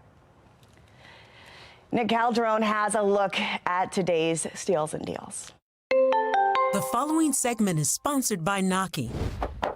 Not today, man. Dead car batteries. Every single time you're trying to get out of the house on time, be someplace, it happens. That click, click, click. Or you're on the side of the road on a gray, cold, dark day like today. It's never fun. But I have the answer for you. It's called the Jump Smart, and it can get you back on the road quickly. Watch this. Plug the two alligator clips in right here. Red clamp to red on the battery. Black to black, I get a beep and a green light, and now I can start my car back up. Just like that. I don't have to wait for roadside assistance or anybody else to come and help me out. I keep a Jump Smart in every family member's car. My daughters have one, my wife has one, and I know I have peace of mind, and so do they. It's also a 10-in-1 tool. It's got a compass, a thermometer, it's a flashlight and a strobe light, many other tools as well. And my favorite part, you can charge your cell phone with the two included USB ports on the back. If you lose power in a storm or something, just plug your phone in and you can stay connected with family and friends. Speaking of them, put one in every family member's car. 31% off right now at asadeals.com.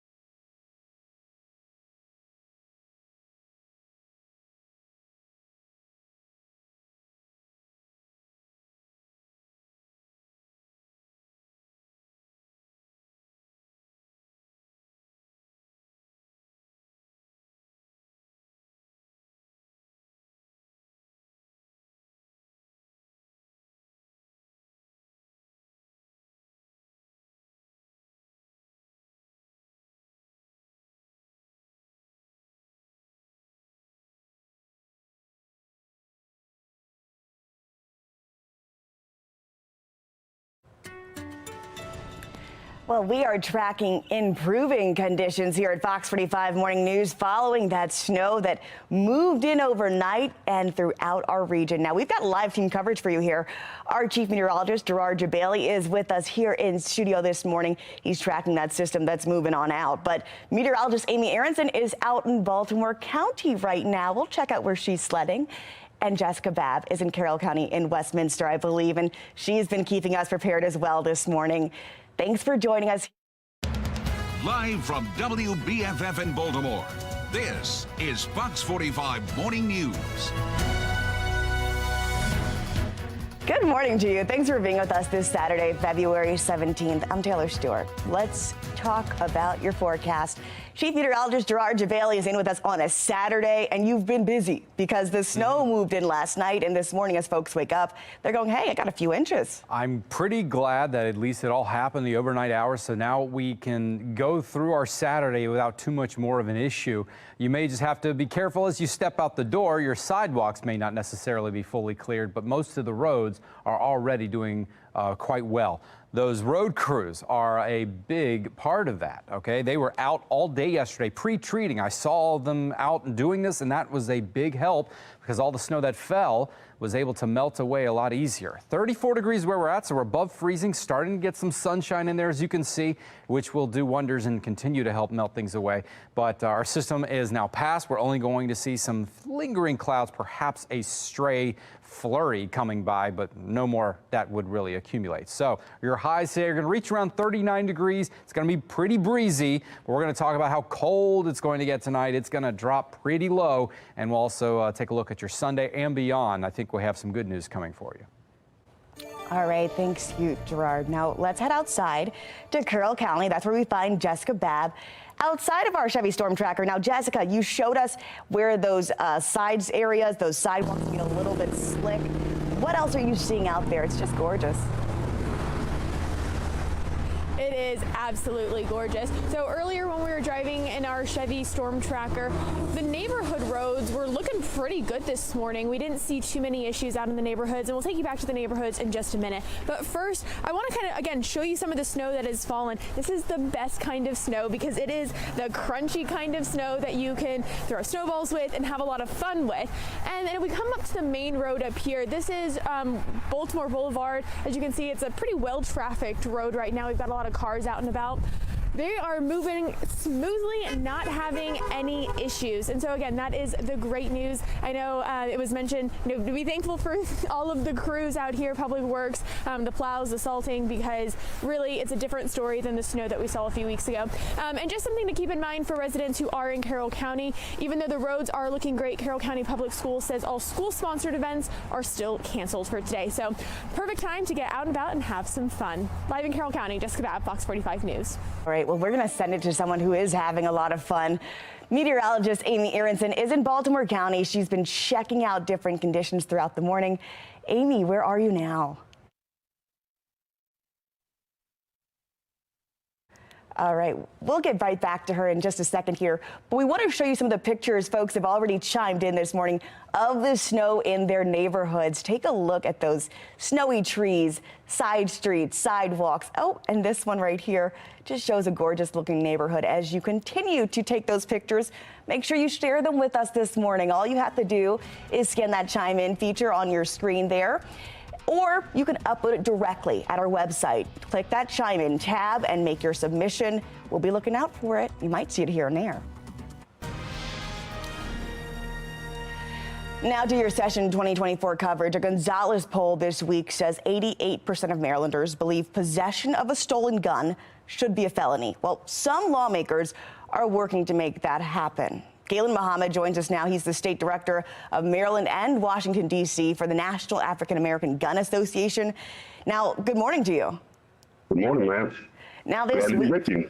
Absolutely glad to have you. And you were present at this hearing as well. So we're excited to get an inside look at this conversation. So as lawmakers began debating stiffer penalties for handgun theft, what are your thoughts on where this legislation is?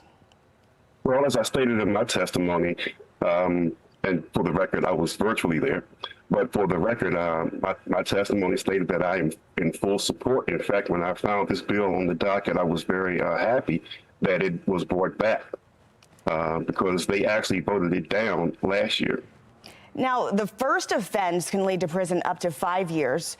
The second offense could be 10 years behind bars. Now, on its face, it seems punitive, but does it provide any protection for legal gun owners? Well, that doesn't involve the legal gun owners per se, because again, we're talking about the theft of firearms that they may own. So this actually involves just those who steal those firearms, because the theft of a $200 gun is just as dangerous as the theft of a $2,500 gun. That's right. Well, Baltimore police have struggled to rein in illegal gun possession in our city. Does this bill send a message? And if so, what is that message? Well, the message is it's no longer a slap on the wrist to steal anyone's gun. It's a felony, no matter what the value of the gun.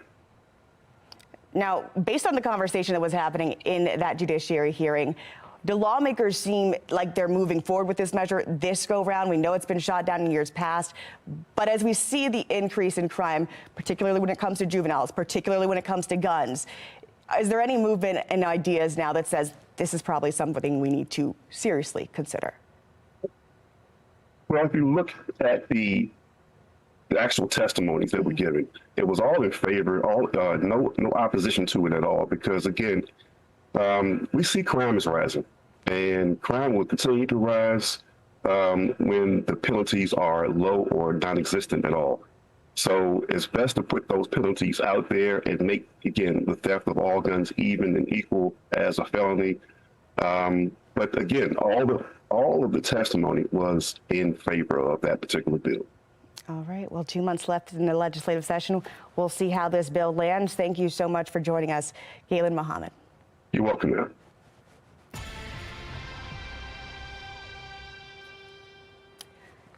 Now, we're learning more about a shooting that happened overnight, a city in crisis here, as we learn about multiple shootings, rather. One of them turned deadly.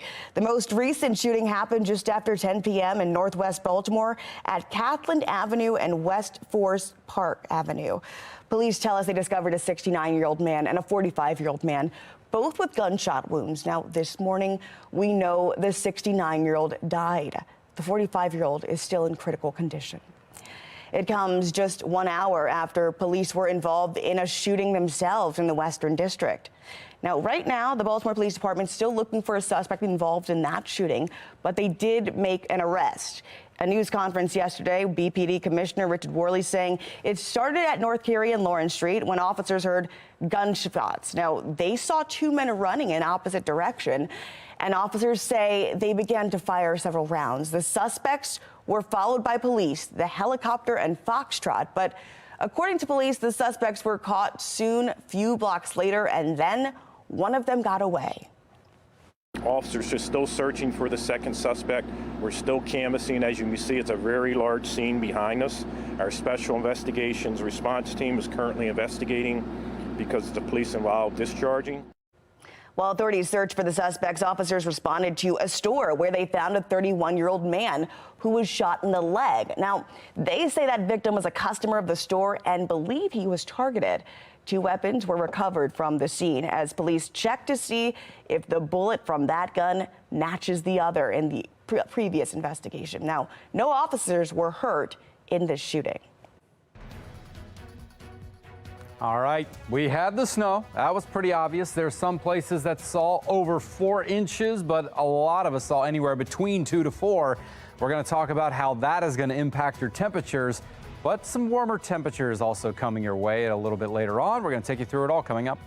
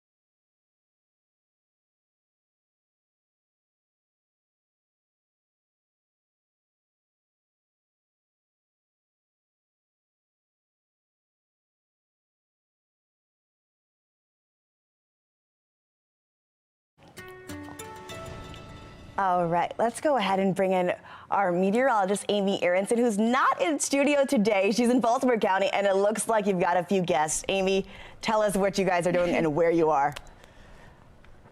That's right. We have made it to our final stop on our little sledding tour around Baltimore County. We are here at Dumbarton Middle School right now in Rogers Forge, and I've got a friend who's going to help me sled here. This is Gabriel. I think we've got the snow because of you. What did you do last night in hopes for snow? Really just nothing, but... Did you put a spoon under your pillow? No. You didn't do that last night? Yeah, I didn't do it, but on the news they said they were gonna hope for snow, and I didn't put my spoon under my pillow, so I thought it was gonna snow, so it just snowed. It did snow. Okay, so you've been sledding all morning. You've got some different techniques. You say you could either go belly down, or what's the other way you can go down on a sled? Crisscross applesauce. Which way are you gonna do right now? I would say crisscross applesauce. Okay, should we sled down together and give our rankings? I've been ranking my sledding hills all morning. You're gonna give your ranking too, right? Okay, let's do it. I'm not going crisscross applesauce. I'm doing it the regular way. Okay, are you ready? Tell me when you're ready. Shall we do this? Yeah. Okay, go! Ah! We don't want to bump into each other. Woo! Come on down, Gabriel! Woo! Oh man, that was pretty fun. Here comes Gabriel. I don't know, guys. I'd rank this an 8 out of 10. Let's get Gabriel's ranking. What do you rank this? Out of 10. Out of 10? Yeah. 10 being the best. I would say a 7. A 7. A 7 from Gabriel, an 8 from me. What do you think, Taylor? How did we do? 5. A 7.5 from us here in studio. 5. A 7.5. 7.5. Okay. Round of applause. We'll take Round it. of applause. Wow, applause. Good job, you and Gabriel. Enjoy you. the snow while you can, because we're looking at now at our Weather Authority HD radar, and you can see that snow is going to start dissipating. The conditions are improving. If you look out the window, you will see it's on the ground, but slowing down. Chief Meteorologist Gerard Javali is tracking it all for us. Stick with us. We'll have more in just a moment.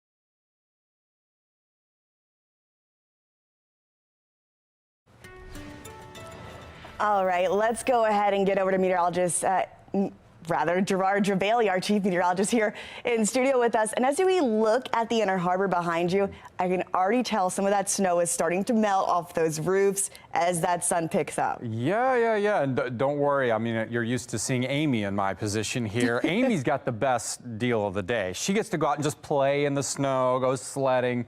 We're all jealous of it here because that's the best way to spend a day like today. Good morning, everyone. Right now, we have the sunshine coming out. We do have some clouds lingering here and there, but this is looking a lot better than it was, say, about 4 or 5 hours ago. Now, most of us were asleep. We had a lot of snow coming down, and just as we were probably all waking up, unless you're one of those people that's really sleeping in, the snow started to end, and now it's starting to melt. 34 degrees. The wind's starting to pick up a little bit, though, and that's going to be the case as we move through the day today. But as you can see, our storm system is moving out. Look at the clouds now showing up. You can see that after the sun rises, then you can see the visible satellite picture coming into play here, and you can see the clouds just sort of lingering a bit here. But it's going to still be a good amount of sunshine today. Anywhere from 1 inches of snow down to the far south end to upwards of nearly 5 inches on the north end. So a bit of a spread here with some of our totals. And, well, some of them are kind of surprising. Bel Air got 4.6 inches of snow. Rosedale on the east side of Baltimore got 4 inches of snow, according to one report. Timonium, 3.5. Most of us in that 2 to 4 inch range in and around the area. But look at this, down towards the Baltimore airport, only 2 inches of snow, just on one side of the city versus the other, about 2 inches difference. So kind of depended on things. The one thing that I will say is the road crews were out in full force last night, and they really did a great job of helping keep the snow totals off the roads. All right, 11.1 inches is the official total we have so far for the season. We're still 8 off the average, so we're still in a below average season. Still got a couple more months left of possible snowfall, but really, we're going to start transitioning to less snow and more rain here in the coming weeks.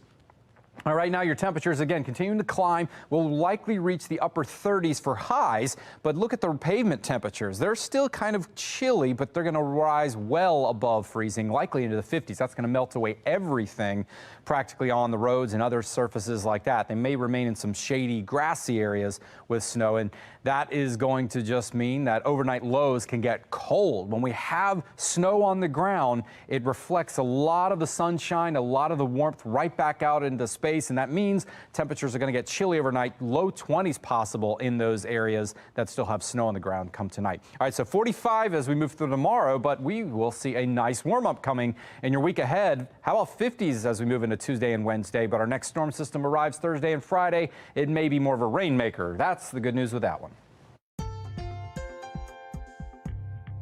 Total devastation. There's a debris field well into the street and into the neighboring homes. Making headlines this morning, a Loudoun County firefighter died in a home explosion last night. Multiple crews were called to a home in Sterling, Virginia. Now, just take a look at this video. The assistant fire chief says the emergency call came in just before 8 p.m. and once firefighters got inside the residence, the home exploded. 9 firefighters total. 2 other individuals were taken to the hospital for treatment. The extent of their injuries is not clear this morning. We have all firefighters out of the building. The fire will continue to smolder for an undetermined amount of time. It's still an active scene, and will be transitioning at the appropriate time where the fire marshal's office can really get into the house. The fire is now under investigation by the fire marshal's office of Loudoun County. There is a sharp contrast between these two proposals, the professionalism of the proposal and the cost. A contract to redesign Baltimore City's website is coming under fire. A closer look at the company behind the deal and the proposal the city could have taken. You're watching Fox 45 Morning News. And as we head to the break here, another look at our live radar as we continue to track the snow in our region. Stick with Fox 45 Morning News. We'll be right back.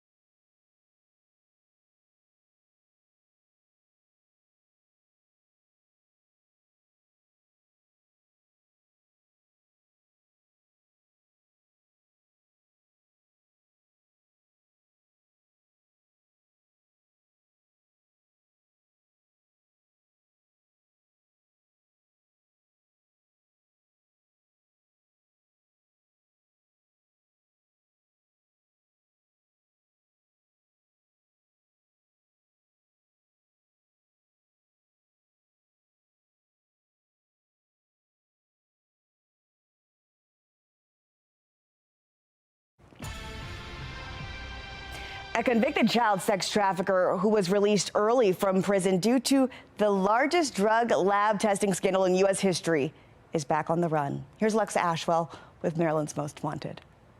Rayvon Archibald was one of hundreds of convicts who got out of prison early thanks to Annie Dukin, the infamous Massachusetts chemist whose falsified drug testing tainted thousands of cases.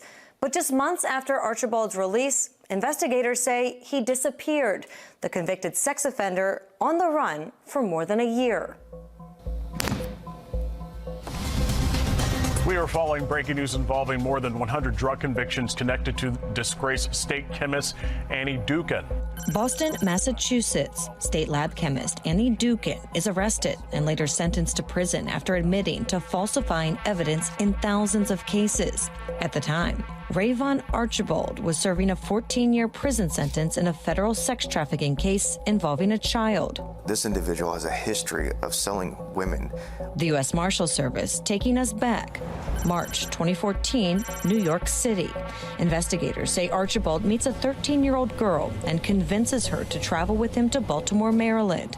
The child, investigators say, unaware Archibald is a pimp and has plans to sell her for sex. This is a man who targets children. This is a man who not only targets women, but targets children. Once in Baltimore, investigators say Archibald began advertising the girl online, exchanging money for sex. Until one night, while Archibald was sleeping, investigators say the girl used a cell phone to call her mom and then police. Investigators quickly moving in on the apartment here in Baltimore's Gwynn Oak community, rescuing the girl and taking Archibald into custody. Police went back to the apartment where they were able to arrest not only Archibald, but a male accomplice and a female as well. The evidence against Archibald, investigators say, damning. Authorities claimed for years he had been involved in recruiting, harboring, and transporting females to engage in commercial sex acts. Archibald enters into a plea deal, and a judge later sentences him to 14 years in federal prison. But just a few years into serving that sentence, They put a huge stain on the legal system. Annie Dukin and the largest drug lab testing scandal in U.S. history. 3 prior drug convictions the judge had factored in when determining Archibald's sentence were suddenly vacated. The cases, investigators say, involved the state chemist who had now been convicted of falsifying lab test results. In 2022, Archibald was released, serving about half of his original sentence. Archibald, now a free man, registers as a sex offender and settles here in Baltimore. Initially, he complied with his supervision. But just months later, while conducting a routine check, investigators say officers realize Archibald is gone. The probation officer realizes that he's not at this apartment. A warrant is issued for Archibald's arrest. But fast forward to now, more than a year later, the convicted sex offender is still on the run. Any idea where he may be? So Archibald has community ties to Baltimore, New York City, and Boston, Massachusetts. But based upon his failure to comply with his supervision and the fact that he is known to boast about his activities online and to continue to participate in commercial sex acts and sex trafficking, we think it's extremely important to develop these leads in a timely fashion, make sure we do everything we can to take him into custody. He's a predator. He is a predator. Take a good look. Archibald stands at about 5'9" and weighs approximately 130 pounds. Investigators say he does go by the nickname P-Money. Also, sometimes the names Kevon Smith or Kevon Malone. If you have any information regarding his whereabouts, you're asked to contact the U.S. Marshals Service. The tip line number, 1-877-WANTED-2. Or you can contact agents directly at 202-819-5058. Update. Just weeks after appearing on Maryland's Most Wanted, Jerome Good, the man who police say escaped from their custody, has been captured. Investigators say a detective located Good hiding out in Gilmore Homes in West Baltimore January 4th. Good, who had been on the run since last November, is now facing charges related to his escape as well as a previous shooting. Remember, if you recognize any of our fugitives, you can always remain anonymous and you could earn a reward. I'm Alexa Ashwell, and this is Maryland's Most Wanted. And Baltimore City Schools is one of the few districts that do not allow on-campus police officers to carry guns. Why lawmakers want to change that, just ahead.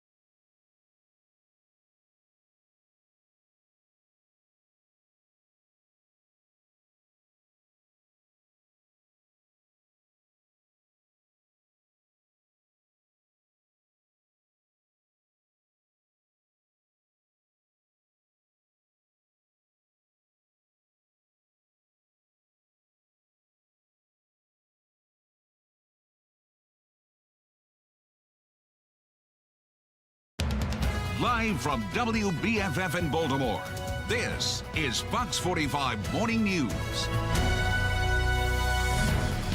Good morning to you. 9:30 here as we bask in the snow that came, and just like that, it could be gone. Let's look live here over the Inner Harbor. Towson and meteorologist Amy Aronson, who's live in Baltimore County. Jessica Babb is in Carroll County, and we'll check with them in just a moment. Thanks for being with us this Saturday, February 17th. I'm Taylor Stewart. Let's talk about your forecast and what's ahead for this Saturday. Chief Meteorologist Gerard Bailey is with us in studio, and I'm curious to know, what are we working with in the hours to come? Because this morning was a shock, only because I just didn't expect to see that much snow that early. But now things are starting to clear up. Oh, yeah. I mean, we're really fast approaching just to make it just a great afternoon. Of course, the morning, very different if you're up early enough like you and I were, Taylor. It definitely did not look as nice as this as it does now. It is a chilly day, but the sun is coming out, so the rest of the day, the worst we're going to have to deal with is a little bit of wind. So right now, west-northwest wind around 15 miles per hour. It's reporting a light flurry over the Baltimore airport, and we're seeing a couple of very, very small ones. Nothing else that's really going to accumulate. So you may just see a couple of these little things coming down, but that's about all. The wind is going to pick up, and you're going to think it's snowing because all of this snow is going to be falling out of some of the tree branches that it's stuck in. But really, that's the worst that we're going to have to handle today. We're going to top out around 39 degrees, but with the wind, it's going to feel, of course, a lot colder. So we'll continue to watch that happening. All right, in the coming hours, though, we will be talking about how much colder it's going to get, actually, in just the coming minutes, because it is going to drop pretty low tonight. And we're also going to be talking about what is happening later into the week. We've got another storm system coming. Is this one going to be a rain or snowmaker? Good question. We're going to answer that coming up. All right, well, let's go ahead and bring in meteorologist Amy Aronson, who will let us know what it's looking like outside. Amy, now you've been sledding all morning. Is that still going on? Are more sledders coming outside? What's the update? It's a snow day, and we are here at Oregon Ridge Park, where not only are some sledders here now, we've also got some snowboarders. So I'm here with Katrina this morning. You said you're a new snowboarder. This all came about this season. Yes. I just started this year. We live right down the road, so it's great. I can bring my snowboard. And we get free practice here until we can hit the big hills.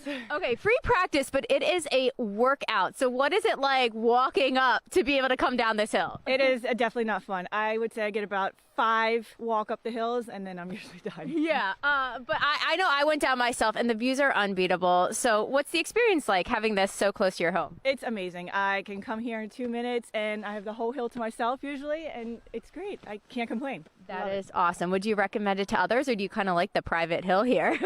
Come later on in the morning. The morning's ours, but yes, it's amazing. Kids and everybody, family, it's great time. Okay, cool. Well, we'll let you hit the slope. Thank you. Appreciate it. Have a fun morning. Here in Oregon Ridge Park, Amy Aronson, Fox 45 News. Back to you guys. All right, thanks, Amy. Let's go ahead and head over to Carroll County now, where we find Jessica Babb just outside that Chevy storm tracker this morning. Jessica, wrap it up for us this morning. I can already tell that snow started to melt so quick. I know it's melting too soon for so many of those people trying to enjoy a snow day. But you know, the Chevy storm tracker has taken us to Hirsch Avenue right now. So if you want to just kind of take a look around, you can see some of these puddles right here on the ground showing some of that snow, unfortunately melting too soon. But there is still a good bit of it out. You can just see some of the cars over here.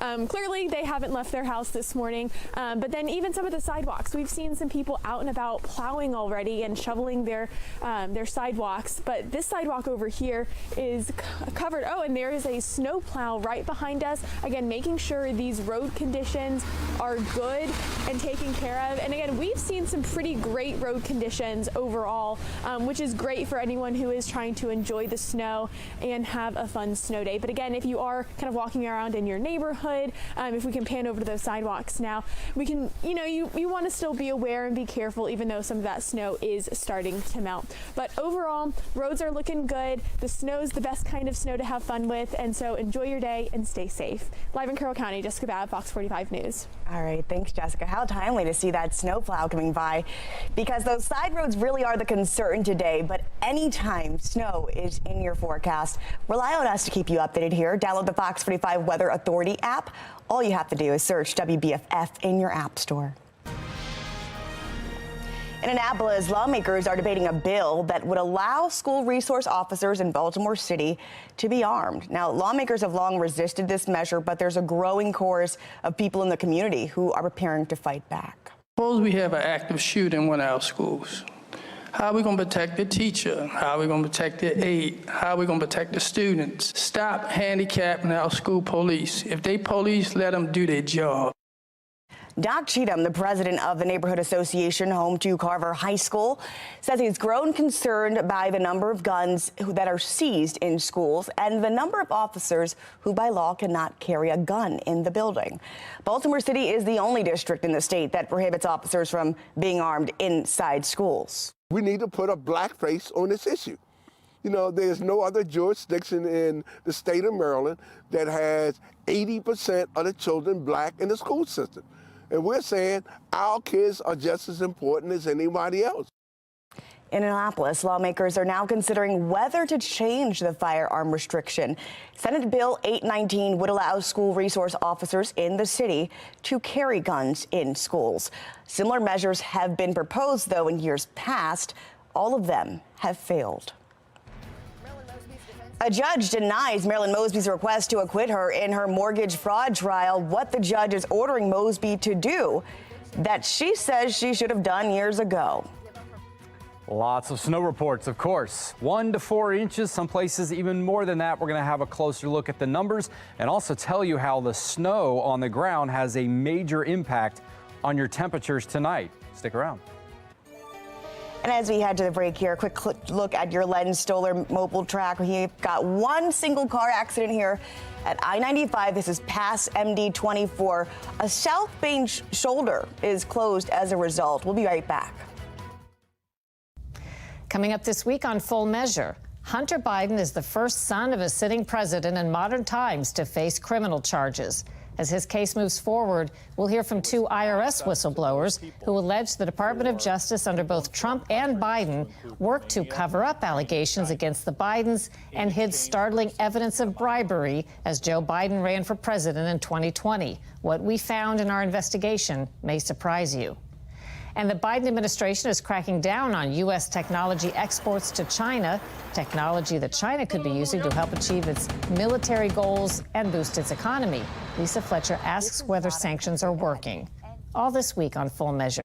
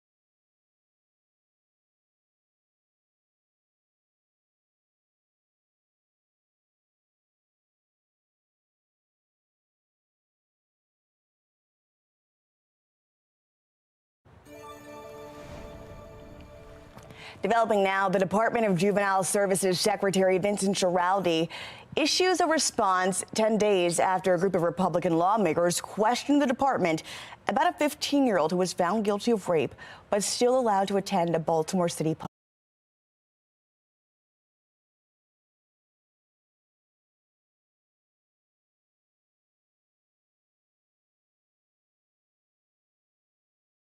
public school.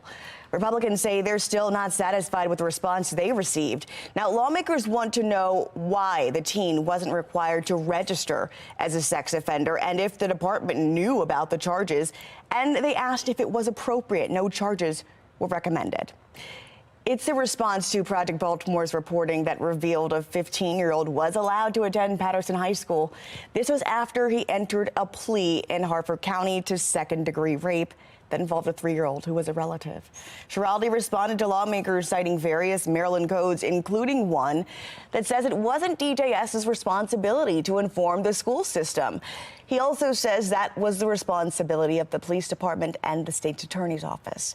The letter did not directly answer lawmakers' questions, but House Minority Leader Jason Buckle is calling the response unacceptable.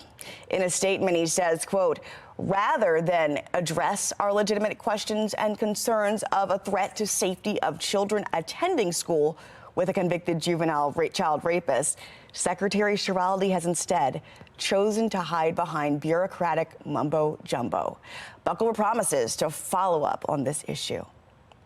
Now, lawmakers are not the only ones who've tried to get answers from the secretary. Just last month, Project Baltimore's Chris Papps tried to speak with him about this very situation at Patterson High School. He did not answer our questions.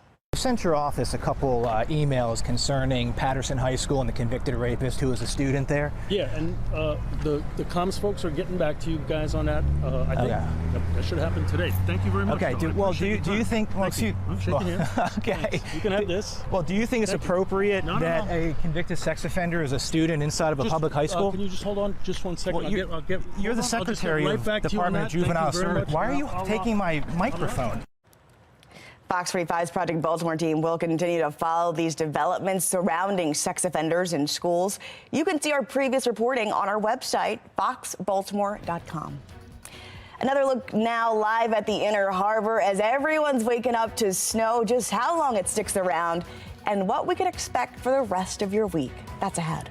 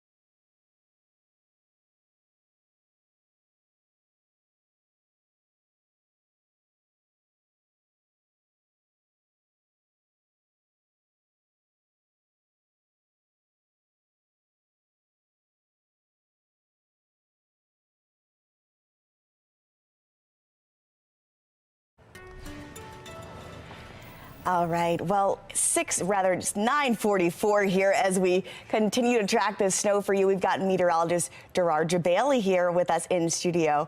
It looks gorgeous behind you now. I mean, what can we say? How can you complain at this point? No, it really couldn't be. I mean, because we had the snow. If you're a snow lover, it was here. If you're not a snow lover, it's practically gone. And it all happened while we were in bed. And, you know, it didn't even really mess with many people's plans in even the overnight hours. That was it. So here and gone that quickly is what we have seen. So sunshine is out, melting away quickly. I did watch kind of the sidewalks along the waterfront here just melting away in the last couple of hours. So, I mean, we're really seeing improvements out there, and we're going to continue to see that. 34 degrees right now. The west-northwest wind at 10 is going to come up as well. We'll see that gusting today as high as 30 miles per hour. Here's a look at the satellite and radar review. As the sun comes up, you can see the clouds come into view, and you can see the breaks that we're going to have in them, and they should actually become even more sparse. But again, a couple of these little light flurries not out of the question today. Nothing more than we could see that's going to accumulate. So what we have on the ground is about all that we're going to get. 1 to 4 inches, relatively speaking, with higher totals off to the north. But here are some of the numbers that we actually got sent into us. 4.6 inches in Bel Air, 4 inches reported in Rosedale. Other places saw anywhere from around 2 to 4 inches, everywhere from Frederick, Reisterstown, Timonium. But interesting enough, just on the other side of the city, 2 inches at the Baltimore airport as compared to the east side of the city, Rosedale, another 2 inches difference. So kind of depends on where you are as to how much you saw. In total, officially, we're at 11.1 inches for the season, so we're about 8 off the average. We'll see if we have any more coming our way, but I don't see it in the near future. So let's take you to future scan for the pavement temperatures, because whatever is left on the pavement is going to melt away quickly. We're going to see the pavement temperatures reach the 50s, so no more snow expected to be on the ground except maybe in shaded or grassy areas. And that's going to be the case as we move through tonight. Now, with those areas that do have snow still on the ground, it has the ability to really get cold. White snow reflects all the sunlight back up, and that means that even in the overnight hours, it is going to get very, very chilly, as we're not going to have quite as much heat. So low 20s on tap with any snow on the ground for those areas. 45 degrees for tomorrow after a very chilly start, but it should be another nice day coming, and we are going to warm up in the coming days. 47 by Tuesday, 52 by Wednesday, and we'll get into the mid-50s by the end of the week. However, our next storm system set to arrive Thursday into Friday. This one, I don't think is going to be a snowmaker. Right now, it's looking like it is going to be a rainy system more than anything. Right. Sounds good, Gerard. We're going to go ahead and check your Lens Solar traffic network. We've got an accident to report here just past I-95 at the MD-24 area. You can see the police cars rather than fire vehicles on the road there. The shoulder, the southbound shoulder rather, is closed as a result. Now, besides that, the roads are clear and everyone's moving smoothly, even through those wet conditions this morning. Let's take a look at what our viewers have chimed in for us this morning as we look at that snow overhead. This picture was shared with us from a few of our viewers as we look live at our website here. You can see that snow just blanketing the grass this morning. You can also share your videos and your pictures by scanning that QR code on your screen. It'll take you to foxbaltimore.com, and you can click on the Chime In tab and submit your own content there. Thanks for doing that. This morning, former City State Attorney Marilyn Mosby is learning more about what she may have to do following that guilty verdict in her federal mortgage fraud trial. Now, she was found not guilty on one count of mortgage fraud. This was related to her purchase of the home in Kissimmee, Florida. But the defense is trying to get Mosby's conviction tossed out altogether. Mackenzie Frost explains the latest developments. Marilyn Mosby's defense team argued the prosecutor should not have brought this case forward in Maryland, but the judge disagreed, upholding the mortgage fraud conviction. And now Marilyn Mosby is required to give up her passport by next week, something the judge said should have been done 2 years ago. A charter bus pulling into the Greenbelt Federal Courthouse parking lot Friday morning. Dozens of supporters getting off the bus, gathering in another prayer circle. Marilyn Mosby once again bringing her 2 daughters to court with her. Inside the courtroom, the defense attempting to paint the timeline and picture, saying there's no evidence proving beyond a reasonable doubt that this gift letter written by Marilyn Mosby and signed by Nick Mosby was submitted to the mortgage company while the Mosbys were in Maryland. The gift letter indicated Nick would give Marilyn the $5,000 she needed to close in the Longboat Key condo. It was dated February 9th, 2021, submitted February 10th. That same gift letter is what a jury just last week decided was the lie Marilyn Mosby told mortgage companies, and it's what the jury used to convict the former top prosecutor in Baltimore City on one count of mortgage fraud. The defense argues there isn't proof, including bank and credit card statements showing Marilyn Mosby was in Maryland when she wrote and submitted that letter. But prosecutors argue financial records paint a different picture, indicating the Mosbys were living in and working in Maryland at the time. Prosecutors say on February 8th, Marilyn Mosby's debit card was used at a Five Guys in Cockeysville. February 16th, records indicate a charge for Spirit Airlines for plane tickets to Florida. February 17th, Mosby's loan was approved, and February 19th, she closed on the condo while in Florida.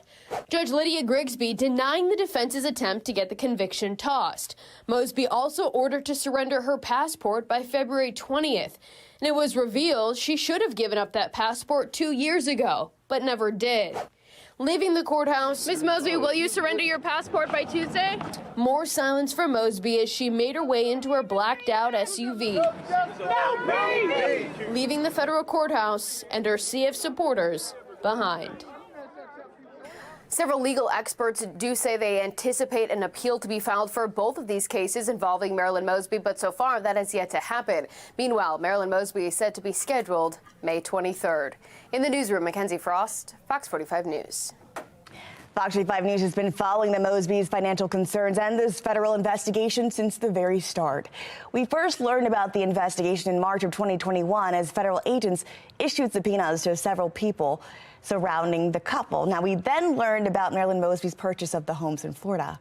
Fast forward to January 13th of 2022, Mosby was federally indicted on 2 counts of perjury and 2 counts of mortgage fraud. The trial was set for May of 2022, but delayed 3 times. The last delay came a year ago after her entire defense team withdrew from the case. She was then assigned a public defender. The judge delayed the trial to allow Mosby's team to get acclimated on the case. Now, Mr. Mosby sat down for a one-on-one with Fox 45's Mackenzie Frost. He talked about his testimony during this latest trial. Now, federal prosecutors allege Mosby claimed charitable donations that he did not make. They also say in 2014 he was $18,000 behind on his mortgage payments and his car was repossessed. He admitted to lying to the public about the tax lien on the home that the couple shared as Fox 45's Mackenzie Frost pressed him on the issue. It was my colleague who asked about the tax lien that was on your property. You said that it had been taken care of, but that was a lie. Yeah. Why did you lie to the public? Well, at the time, I still didn't realize that there was a formal tax lien. It's a lot of complications with the way it was actually entered, but it was a personal matter, and I should have addressed it as a personal matter. So I regret that, and I think I've said that, and I'll constantly say that. So it's an opportunity for me to grow and learn from that. Can the voters trust that you won't lie to them again? I think the voters do trust that and know who I am. They know my integrity. They know my character. For the latest updates on the appeal, you can head to our website. Of course, stick with us here on air as we continue our coverage. But our previous reporting can be found at foxbaltimore.com. And the day is only getting better. Chief Meteorologist Gerard Jabali will have your 7-day forecast just ahead. Stick with us after the break.